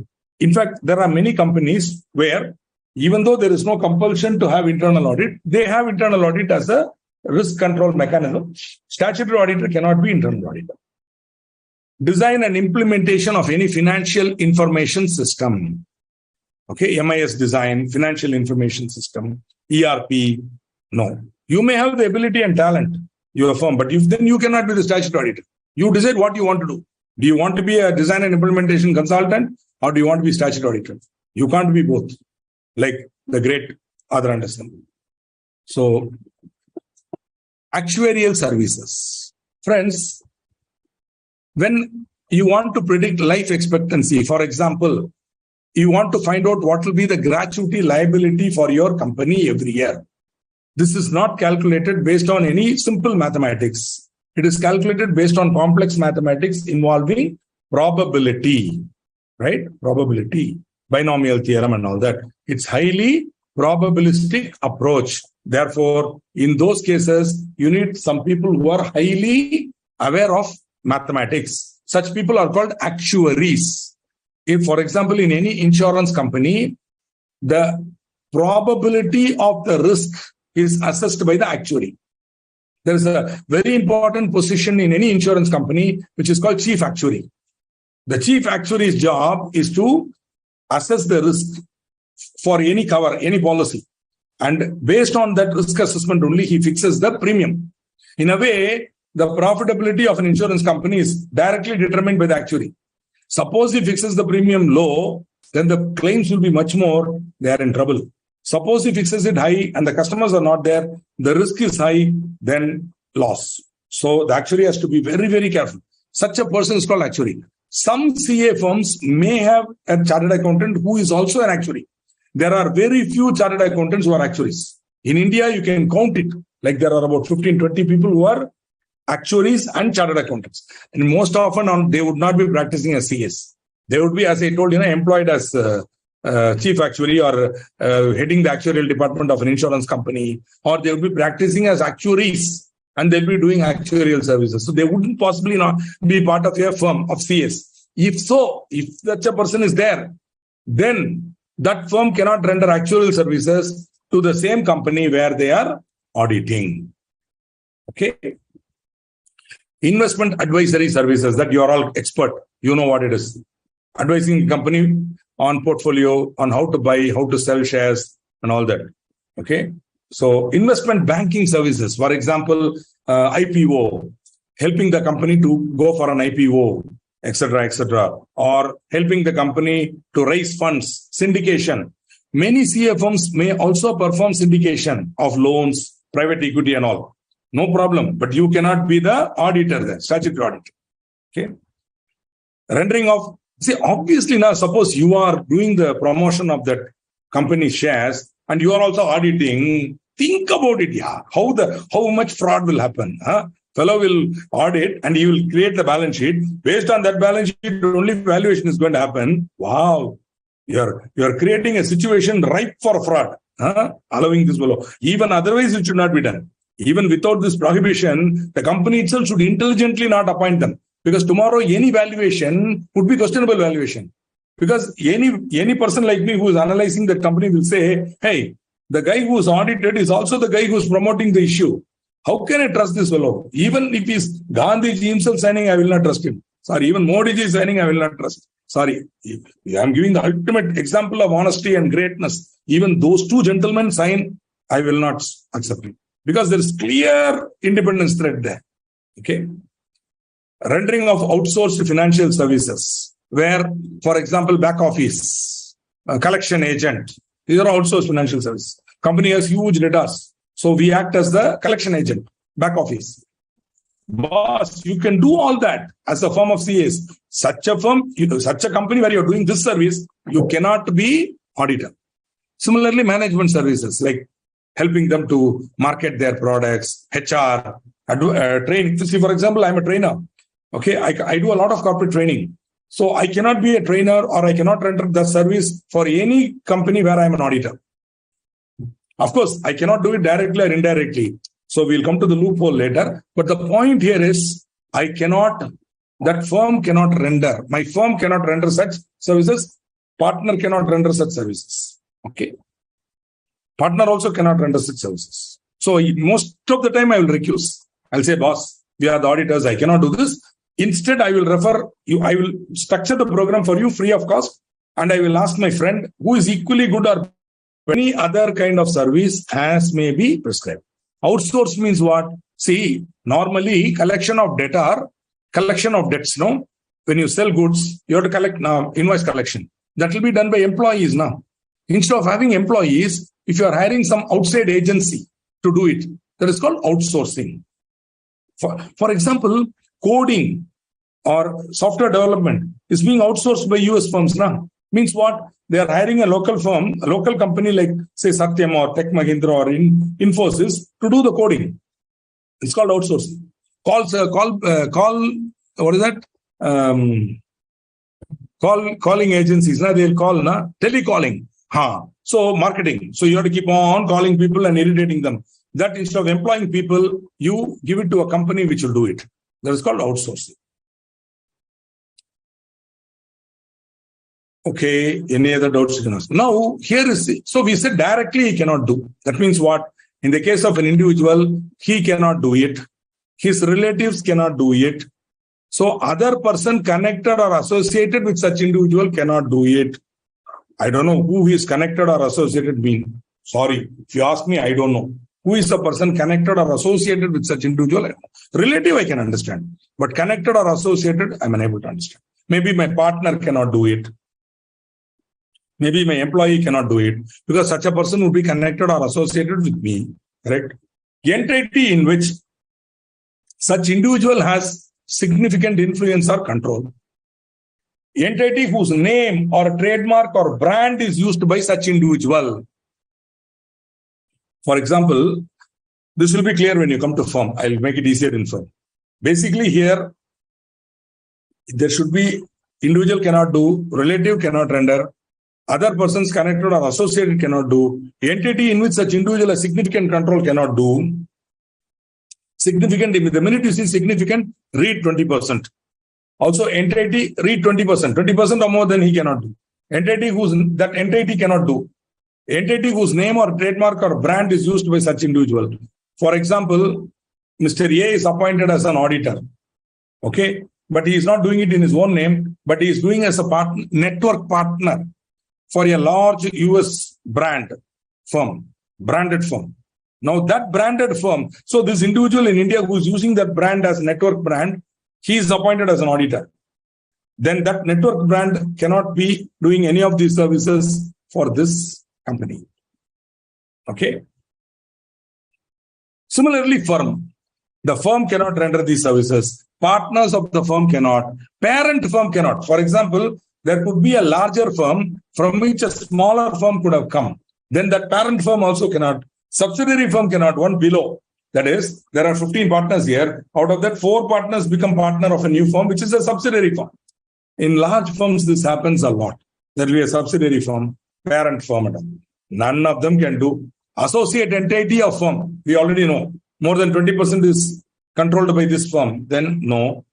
Entity in which the firm has significant influence. That means partners are holding 20% shares. Partners are directors, then significant influence. Entity in which any partner of the firm has significant, partner is a director, no. Entity in which the firm has significant influence. That is, any partner of the firm should be holding 20% or more of the shares of that company, entity. Then it is having significant influence. Otherwise, no. Entity in which any partner of the firm has significant influence or control. Entity whose name or trademark or brand is used by the firm or any of its partners. Same. So this firm is coming under the banner of a bigger brand. So this firm is appointed as a statutory auditor. Then that brand firm, international brand, cannot do any other service to this company, any of these services to the company where this firm has been appointed as a statutory auditor under the companies. Very stringent provisions, but very interesting also. I have a small question for you. Okay. In a firm of auditors, there is a partner, Mr. X. Okay, Mr. X. Mr. X, right? Now,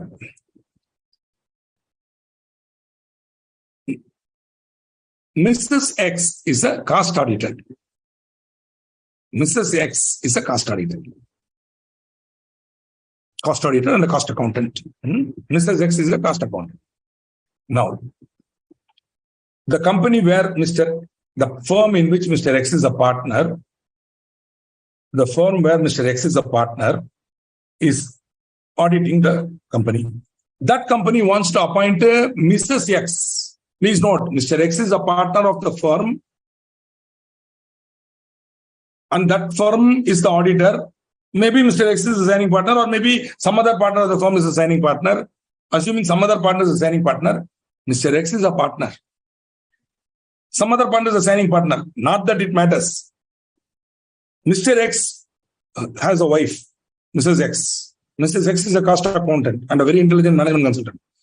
This company wants her to give management consultancy, which is H, item H. They are willing to pay her 5 lakhs per month fees. Can she accept it? If so, then can the firm continue as an auditor? Can the firm continue to render this? Or will it be disqualified?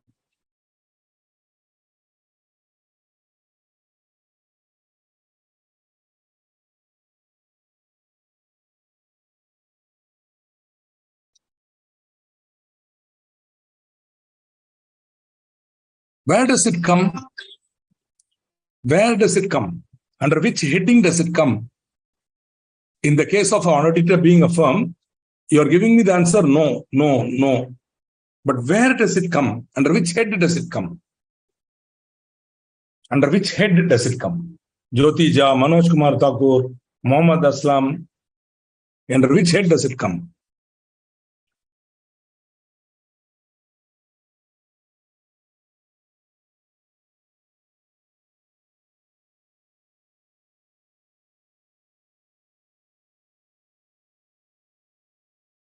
Anyway, let me not try to answer this question to you. I would rather leave it as an open question for you to think and answer. So you are all very clear that she cannot be appointed. But under which category will it come here? It's indirectly, but under which you are according to you, it will be indirectly. Now, because firm is not doing it, none of the partners of the firm is doing it. No parent firm, no subsidiary firm, no associate entity is doing it. No entity in which the firm has significant influence is doing it. Okay. So similarly, entity in which any partner of the firm has significant influence or control is not doing it. Okay. Entity whose name or in fact, Abdul, as usual, wants to know what is the difference between 5 and 6. To answer him very frankly, I don't know. I'm not able to seriously distinguish between the two because significant influence is 20. Again, associate entity means a firm, an entity in which the firm is having 20% or more control. Maybe out of the abundant caution, they have given similar. So that is what I would answer you. So your question is answered. Okay. Now, management service is correct, ma. Indirectly, under that category come. I already told you, it is coming here. And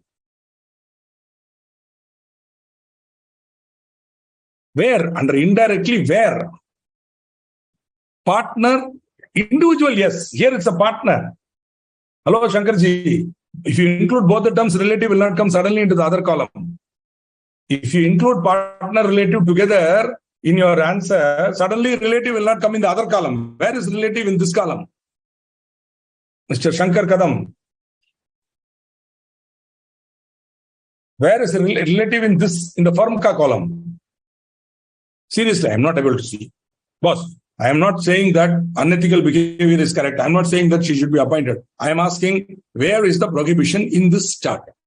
Abdul, you can also answer. Sometimes, as I told you, Betal, Vikram can also ask a question to Betal. This is a Vikram ka sawal. Today only Vikram ka sawals, no Betal ka sawals.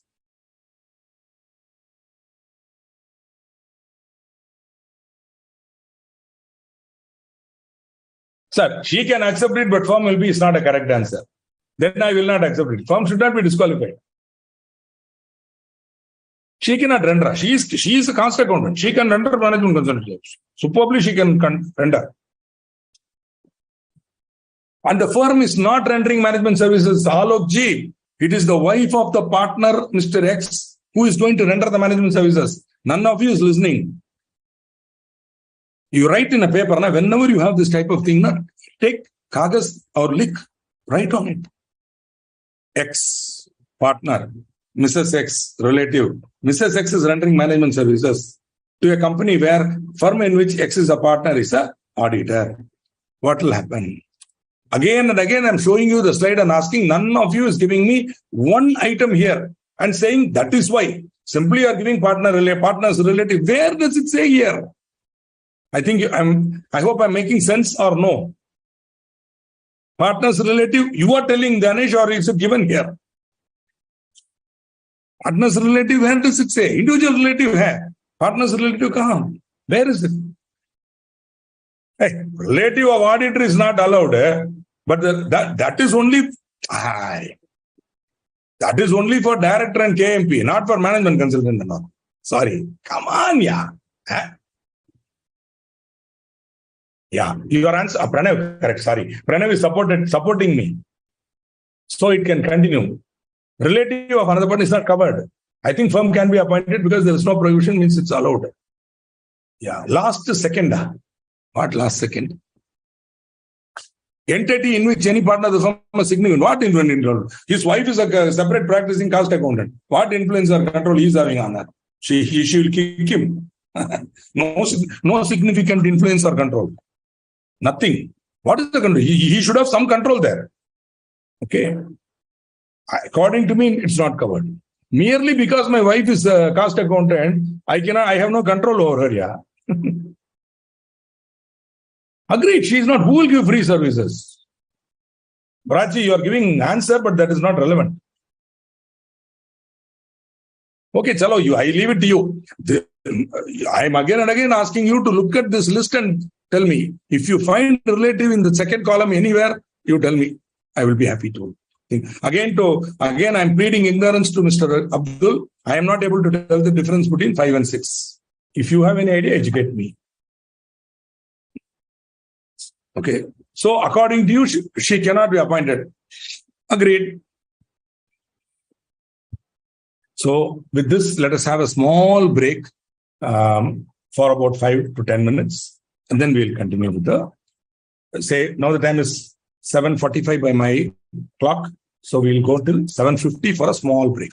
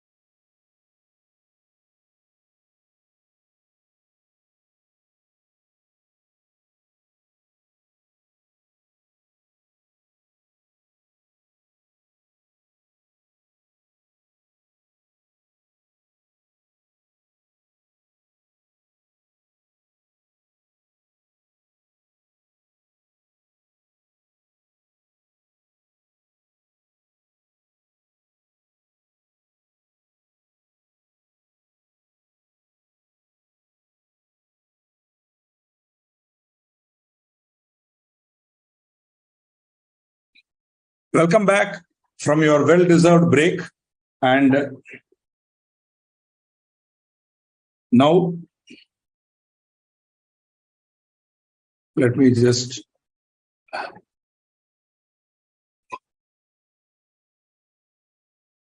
good. Now, this is a bigger question, very practical question that was once asked by a friend to me. And after analyzing this provision, not only my slide, actually reading through the section, I gave him a conclusion that the firm can be appointed as an auditor, even though wife of a partner is a management consultant. This is a view I gave. Maybe I'm wrong. Okay. Business relationship with company. What business? Again, you're confusing, Ganesh. Where is the firm having the business relationship? See, you should be very strict when you're telling these things. Who is having business relationship? Even if you say business relationship, which is not, it is a service that a cost accountant is permitted by her institute to do. So even then, who is having? Only the cost accountant is having. Firm is not having. Firm is not doing it. Okay. So, Abdul has a beautiful answer. Let us see. In my opinion, she can render service and you can appoint as an auditor as partner of firm. So no prohibition about relatives given in some column. Agreed, sir. If Abdul himself has told it, then that is the correct answer. Okay, thank you.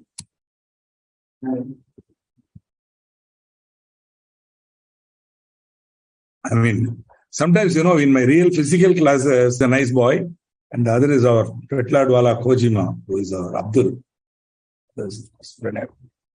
See, I will tell you, I'm not saying that my answer is the correct answer. Saying that is my view, and I think that given the circumstances, that is view. See, if you go deeply into ethics and all that, whether it's possible, right, wrong, and all that, I think, come on, be careful. But if you're going literally, then this is how it is. Okay. Now we move on. Thank you, Mr. Pranay, for giving a similar opinion, Mr. Abdul, etc., etc. Thank you very much for your supportive views. Of course, if I am wrong, also I'm ready to learn and grow. If somebody had given me a logical denial, I would have taken it. But none of your denial answers are logical. That's why I'm humbly suggesting that you should relook at the provision. Appointment of auditors. Now, we move on from... See, did you notice one thing? I'm following my guru's pattern. That is, I'm not going in the section order strictly. So I'm starting with 141. Then I'm going to 144. Because logically I'm coming. Disqualification, prohibited services. Now I'm coming to 139.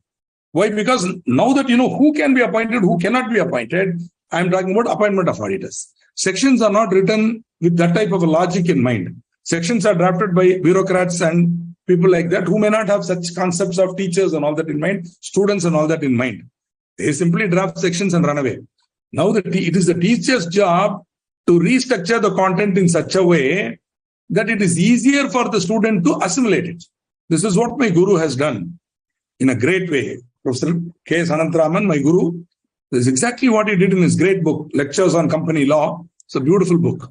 Okay, but now not in print, I think, but those days, Lectures on Company Law, which following his footsteps, I'm also trying to do the same thing of structuring it properly. So this may not be in the order given in your Board of Studies material, but believe me, I have taken efforts. I have gone through the Board of Studies material page by page.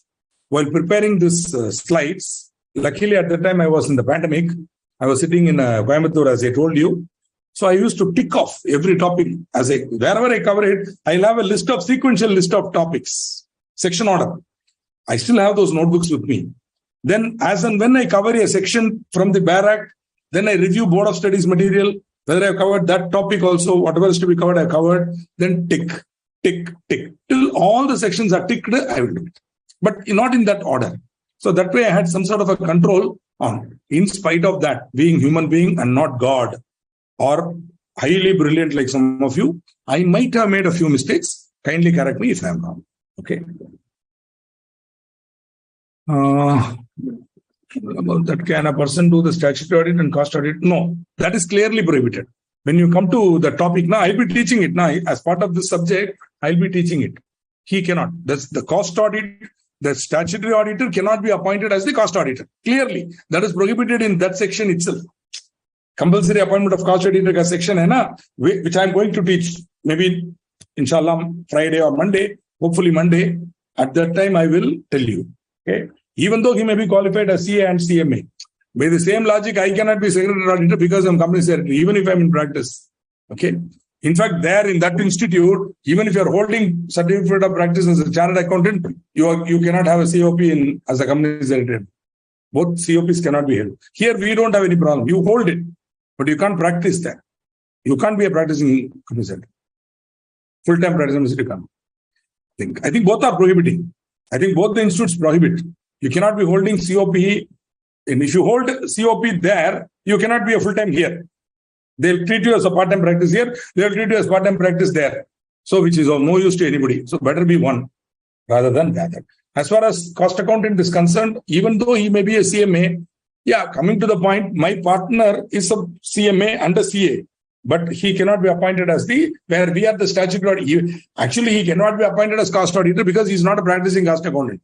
Even assuming he's a practicing cost accountant, he cannot be appointed. Okay. If we are also the statutory auditors, right? I hope I've answered. Ahead of you, the question is ahead because this topic will be covered later when I come to cost audit. Okay.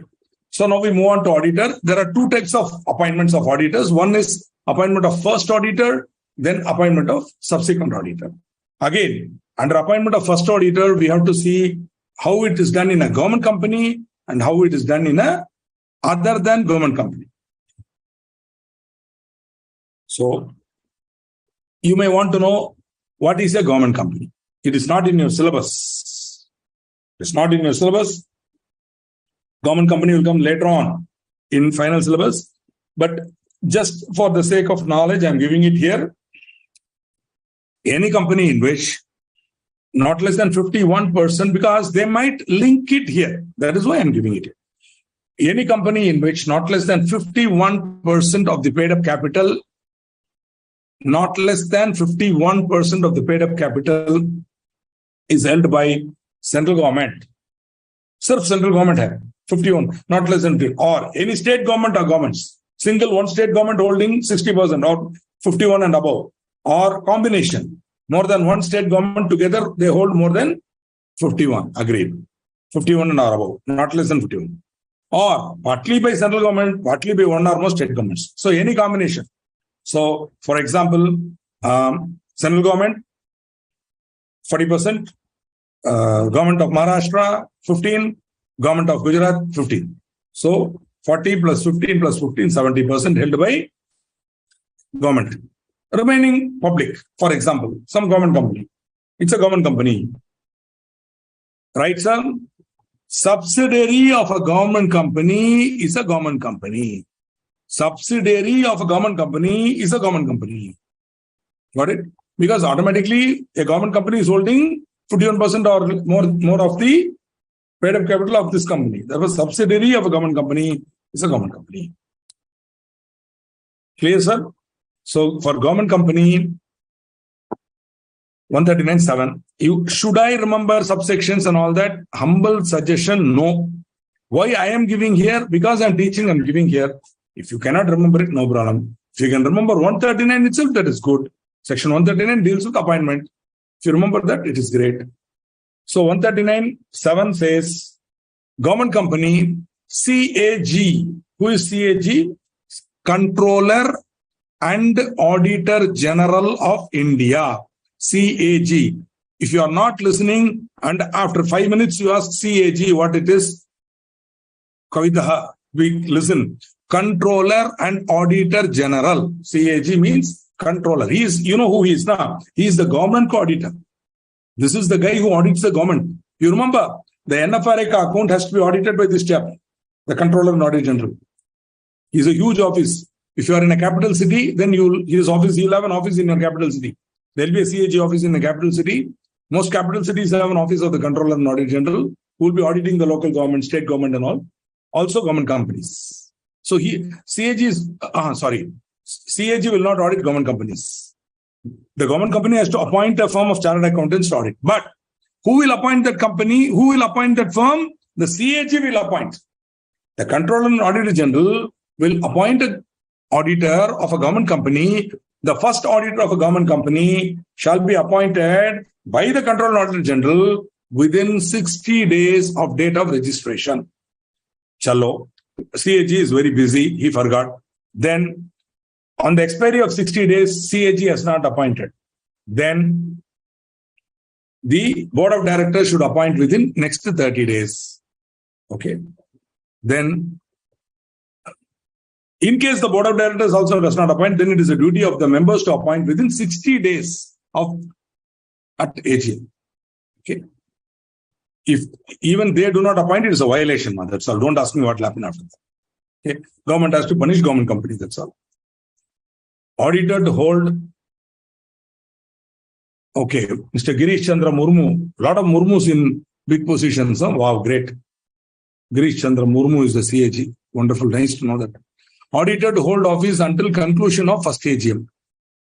Wonderful. So the first auditor will hold office only until the conclusion of the first AGM. Okay. Abdul is, as usual, asking a question. What is the question? What about second layer subsidiary of government company? You tell. Again, apply common sense and tell. Will they be government company or not? I will not that I can't answer, Abdul, but I want to encourage you to think for yourself rather than only be a guy who can keep asking questions. I tell you, if you think intelligently, you can answer your own question by looking at this slide. The answer is in this slide. You don't need a donkey like Srikanth to give you this answer. You are too intelligent to know the answer yourself by seeing this slide. You don't need a donkey like Srikanth to give you this answer. You are too brilliant to know the answer. You will know the answer by seeing the slide itself. The answer will come to you. Can anybody get the answer? He is asking, what about second layer of subsidiary of government company? His obvious question is, will that second layer also be government company? What is the answer? Yes. Baldly you are telling yes. Yes, what? Yes, that I am a donkey. Yes, that you are super intelligent. Yes, that what? What yes? Yes, that second layer also will be a government company. What? Yes. Thank you for that. Yes. Okay. Chalo. Sorry, I know I'm being a little harsh. It appears as if I'm pushing Abdul to a place where he'll get angry. But as a teacher, it is my job not just I am not a usual coaching class teacher who is here to spoon feed you and then sort of prepare you. I am a teacher from a different generation. I am a teacher who makes my students intelligent, who makes my students think, and then teach them. I will teach, but I want them to be independent thinkers. Okay. So I come from a different generation of teachers. Okay. Very, very few of us around, and we will also be going away. And after that, you'll only have these coaching walas who will be teaching in Hindi, who will be teaching in simple language so that you will understand, so that you will be spoon-fed and go and write the exam. Maybe pass, maybe not. That nobody can guarantee. Okay. Correct. So, second layer is also government company. See, without my answer, my students have answered. Thank you. Abdulji, I am proud of my students. Without my answering also, my students have answered. Dhyanesh says, if subsidiary is a government company, then subsidiary of that company will be government company. Thank you, Dhyanesh.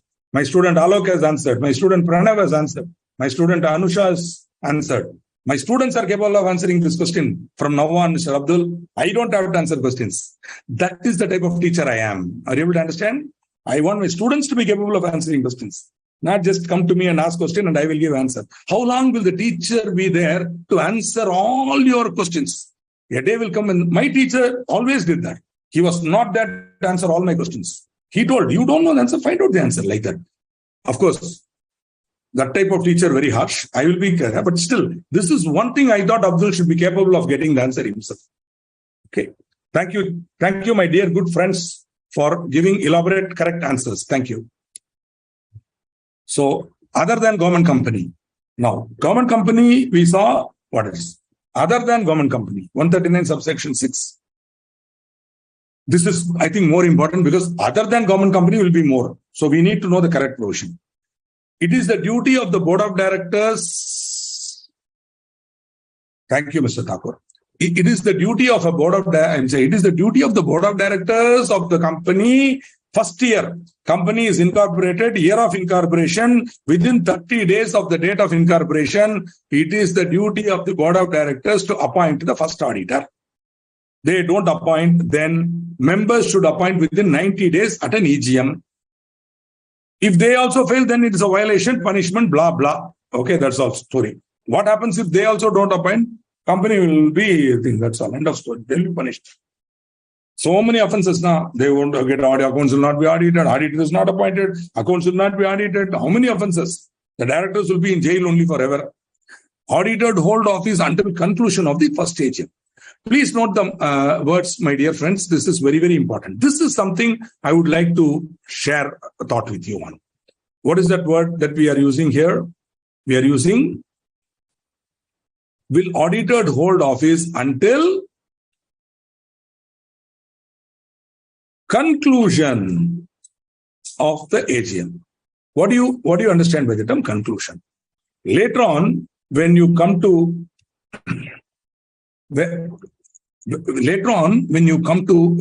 final, you will see directors. Certain number of directors will retire every year. Like that you will study.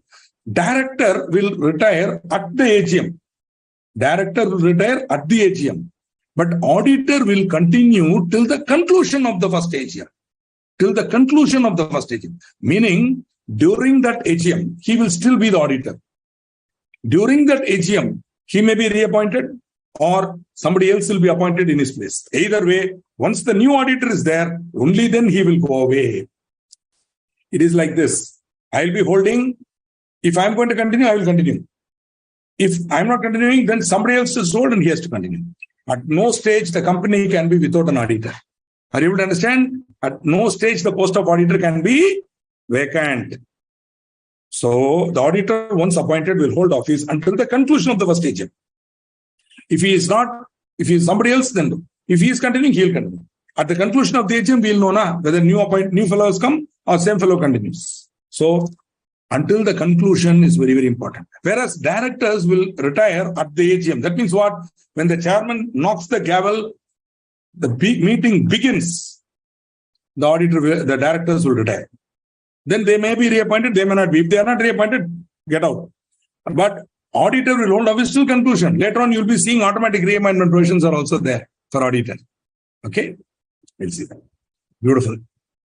Thank you for those kind words from Manoj Kumar Thakur and Prachi ji and Alok. So, Silver Tongue Solutions Private Limited was incorporated on 7/4/2021. The board of directors of the company held a board meeting on 17/4/2021, wherein they appointed Mrs. John Jacob and Associates as the first auditor of the company for a term of 5 years. Why 5 years will come to next. The subsequent auditors will hold office for 5 years. Earlier it was for 1 year. Now the appointment itself is for 5 years. So John Jacob is appointed first auditor for a term of 5 years. Here they are appointing John Jacob for the first year. First auditor, they are appointing him for 5 years. Is it valid? That is, the board of directors of the company is appointing John Jacob and Associates as the first auditor. But they are appointing him for 5 years. Is it correct? No. Abdul rightly points out that it is invalid. Why? Because board of directors under this section do not have the power to appoint this fellow for 5 years. They can only appoint the first auditor for 1 year. That first auditor will hold until the conclusion of the first AGM. Okay? So, A is the correct answer. Approval of shareholder in general meeting and all, nothing. The first auditor is ideally appointed by the board. In case the board does not appoint, then members. But if the board appoints within 30 days, as they have done here correctly, see, they have appointed within 30 days. But the foolishness they have done is appointed him for 5 years, which they have no business to do. They should appoint him only to hold office till the conclusion of the next AGM, not even 1 year and all. He has to hold office till the conclusion of the first AGM. See, company is incorporated. Within 30 days, you are appointing him. How long he will hold office? Till the conclusion of the first AGM. You can't appoint him for 5 years. That is the mistake here. Therefore, it is invalid. Okay, CG and all cannot give validity. That was simply given to confuse you. CG and all has no power to validate it. The gentleman can be appointed, John Jacob and others can be appointed only for 1 year. That is till the conclusion of the first AGM. Any other appointment is invalid is the correct answer. Okay. Managing Director of PQR Limited himself wants to appoint Sri Ganapati, a practicing chartered accountant, as first auditor. Can he do this? Mr. Sri Ganapati is a practicing chartered accountant. Maybe the managing director of PQR Limited and he are good friends. So he says, Ganapati, I will appoint you, man. Come. I will the put appointment letter. Take it. Appointed, hereby appointed Ganapati as my practicing chartered accountant. Can he do that? Again, Abdul, I'm going to ask you to give the answer yourself. I'm not going to answer some of your questions which are capable of being answered by yourself or by my other students. Who can prevent him from being appointed at the end, at the conclusion of, not after the conclusion? Again, you are not listening to me at all, Abdul. You are not listening to me at all. After the conclusion, no. During the first AGM, the same fellow can be appointed for another 5 years. Nothing wrong in that. Who can prevent? That will be done by the members at the AGM during that meeting, not after the conclusion of first AGM. So you have not understood the point at all. The auditor is appointed during the AGM. I was giving the example with the pen and all. You are not listening at that time. Okay? During the AGM, that you can appoint. Why not? If the members want to continue this donkey, they can. For another 5 years, enjoy, go, appoint. That will be proposed in the AGM notice. And one of the item of agenda will be appointment of Mr. Donkey as the auditor to hold office till the conclusion of that 6th year AGM. Okay? Till that he will continue. 6th year AGM. We'll be seeing it shortly. Subsequent auditor. Anyway, since you have asked me, I'm telling you. So yeah, the first auditor can be reappointed at the first AGM for another 5 years by the members. Why not? But during the AGM, not after the conclusion. Okay? So I hope you have understood the subject correctly. Yeah, exactly. In this case, MD cannot appoint this fellow. Only board of directors can appoint. He cannot appoint himself because he is disqualified from appointment. No, sir. Why? Why is he disqualified? Alok, how is Ganapati disqualified? Ganapati is not disqualified. He is a practicing chartered accountant. MD is appointing. Why not? But MD cannot appoint. Correct answer is no.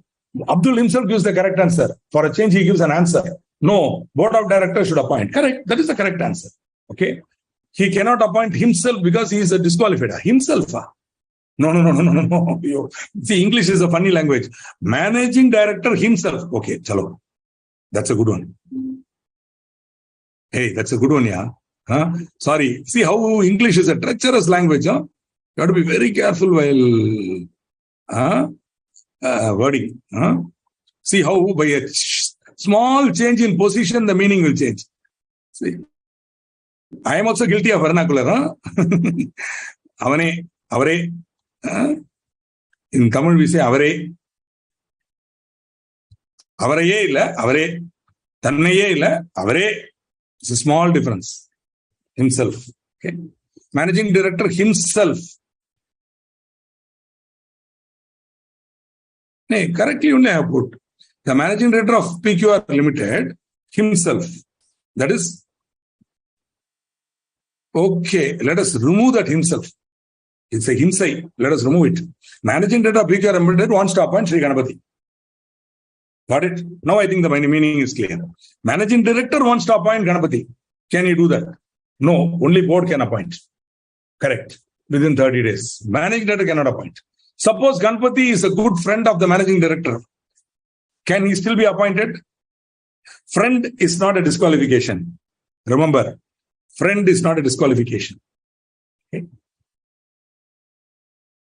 Yeah, here Saipa Virali got the meaning correctly. MD himself cannot be. That the word is the Indian usage of himself, she understood correctly. So our English, we are able to understand. No problem. So what is the learning for my Alok Shivlani is that in the exam, you should read fully. Am I correct? And of course, my usage of English badly myself is also wrong. So sorry for that. Of course, I'm still learning English. English is a complex language, and I'm still learning its proper usage.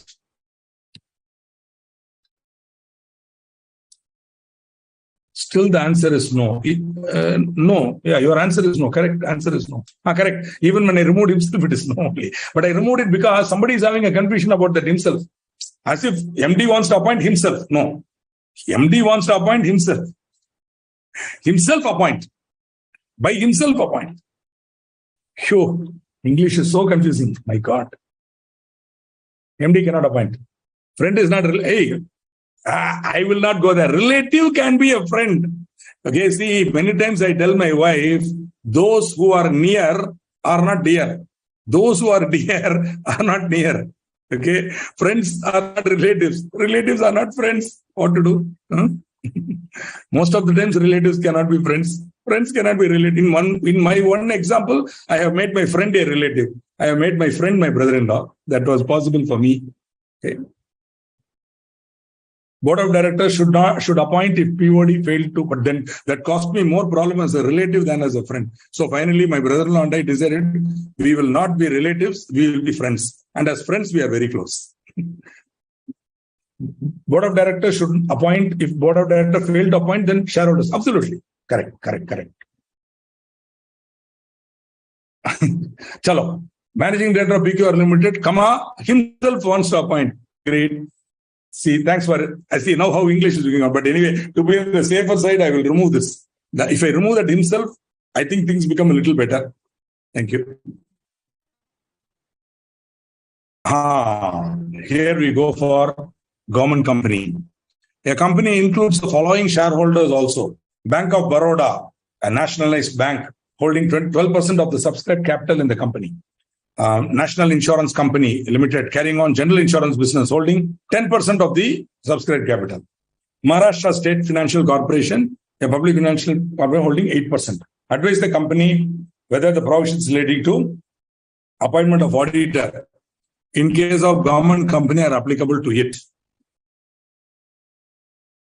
So, Bank of Baroda, 12%, not government, not a government company.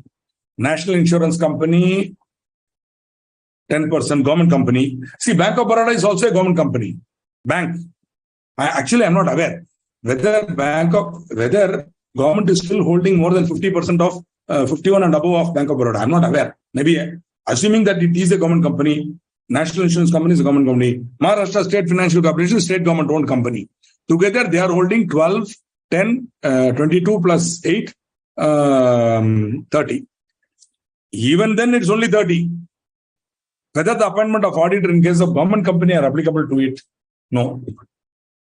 This company is not a government company. Because government company, either it should be a subsidiary of government company, it is not. Government should hold. Here, no government is holding. Only government companies are holding. Assuming these are government companies, only they are holding. Even then, they are not holding 51%. So, it is not a government company. So the provisions of appointment of auditor of government company do not appoint to it. Correct.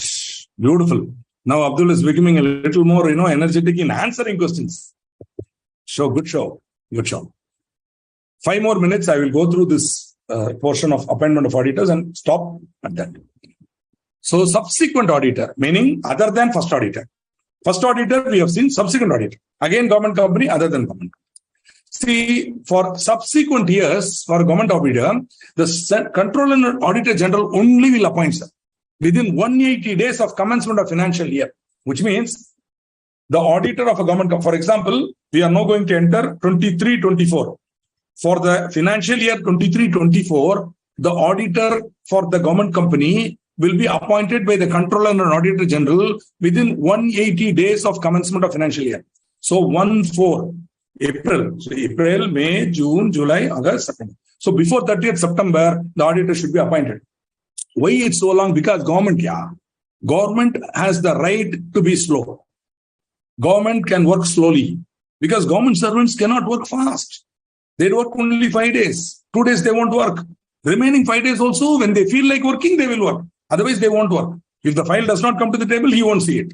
If the file comes to the table, then if he is in the mood, he will take it. Then in between he has to drink chai. So he'll go and drink. At the time they won't work. Like that, government company, it's such a... In fact, some of you, if you have done Purujan Punyam, then you will become a government employee. Some Purujanna, there's a Punyam, you will become because without doing anything, you learn. So there will be no, what shall I say, responsibility. You can simply ensure, protect your house and go. So that's why they are given 180 days for appointment of statutory audit for a government company. The CAG will appoint. Only for eligible firms. In fact, our institute has a panel.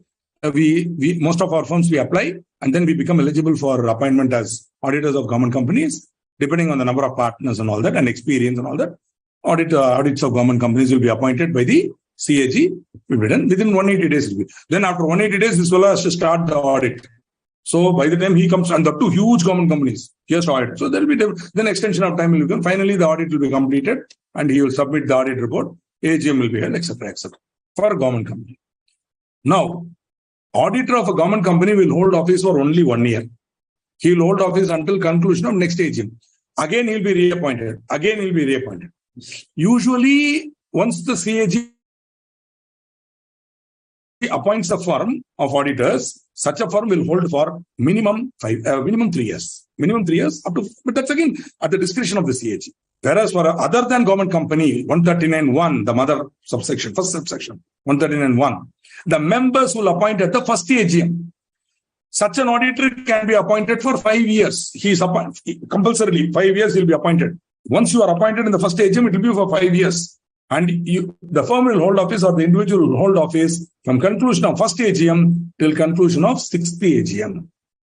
Am I correct? So he is appointed in the first AGM, then second, third, fourth, 5, 6, 5 years. 6th AGM ka conclusion, he will be, whether he will be reappointed or not, will be a suspense. We will see that in the next class. Right now, I will conclude this September 27, correct. So 23 September, he will be appointed, 24, 25, 26, no. 22 September, if he was appointed, then 27 September, he will be. So hold office till the 6th AGM. Fantastic. So, if Bank of Baroda, even though it's government company, but he is not fully owned subsidiary for continuing, it should be fully owned company by the government. Bank of Baroda multiple. Wow, Mr. Abdullah, enjoy yourself. I'm not going to answer your question. You send this question to the institute. The institute has a query board. You send this question to the query board. Let them try to answer it, and then let it come to me through the proper channel. I will answer it. I will not waste my time in the class to answer this question. You send this beautiful question to the institute. Institute has a query pad. You can send a query to the institute. You send it there. Let them answer first. And then it will come to me. Then I will answer. Till then, what a question, yeah. Oh, yo. Confusing question. Stop asking such questions. If you still want some answer, I'm not going to answer it. I'm giving you the route also. Ask the institute. Let them answer. Otherwise, I will reply to you. Because I'm not going to answer such questions. If you understand broadly, if you understand the subject, I'm happy. Like this complicated enough, if you want to ask, I'm not going to answer. Okay. Good night. Thank you. Somebody wanted a Gita quote. Let me quote. After teaching Bhagavad Gita, 6th chapter end, Krishna is asking Arjun, have you understood Dhyana Yoga? And you know what our friend Arjun says? Again, like some of our friends who are only asking question, he says, Chanchalam hi manakr brahmati balavadridam tasyaham nigraham manye vayoriva sudhistaram. See, Mr. Krishna, all this is not going to work. Your teaching is not good. I'm not able to understand what you're telling. You are not answering my questions and controlling the mind and all. You're telling bullshit. It is not possible, yeah. Like that, Arjun tells Krishna. Immediately, Krishna smiles at him and he says, Asamshayam Mahabaho. Absolutely correct. O mighty armed one. It is not possible to control the mind. But Abhyasena tu kaunteya vairagyena chagrihyate. With Abhyasa, practice, and Vairagya, determination, you can conquer. So that is the only suggestion I give to your students. Abhyasa, practice, Vairagya, determination, you can clear the CA examination. Wishing you all the best. Good night.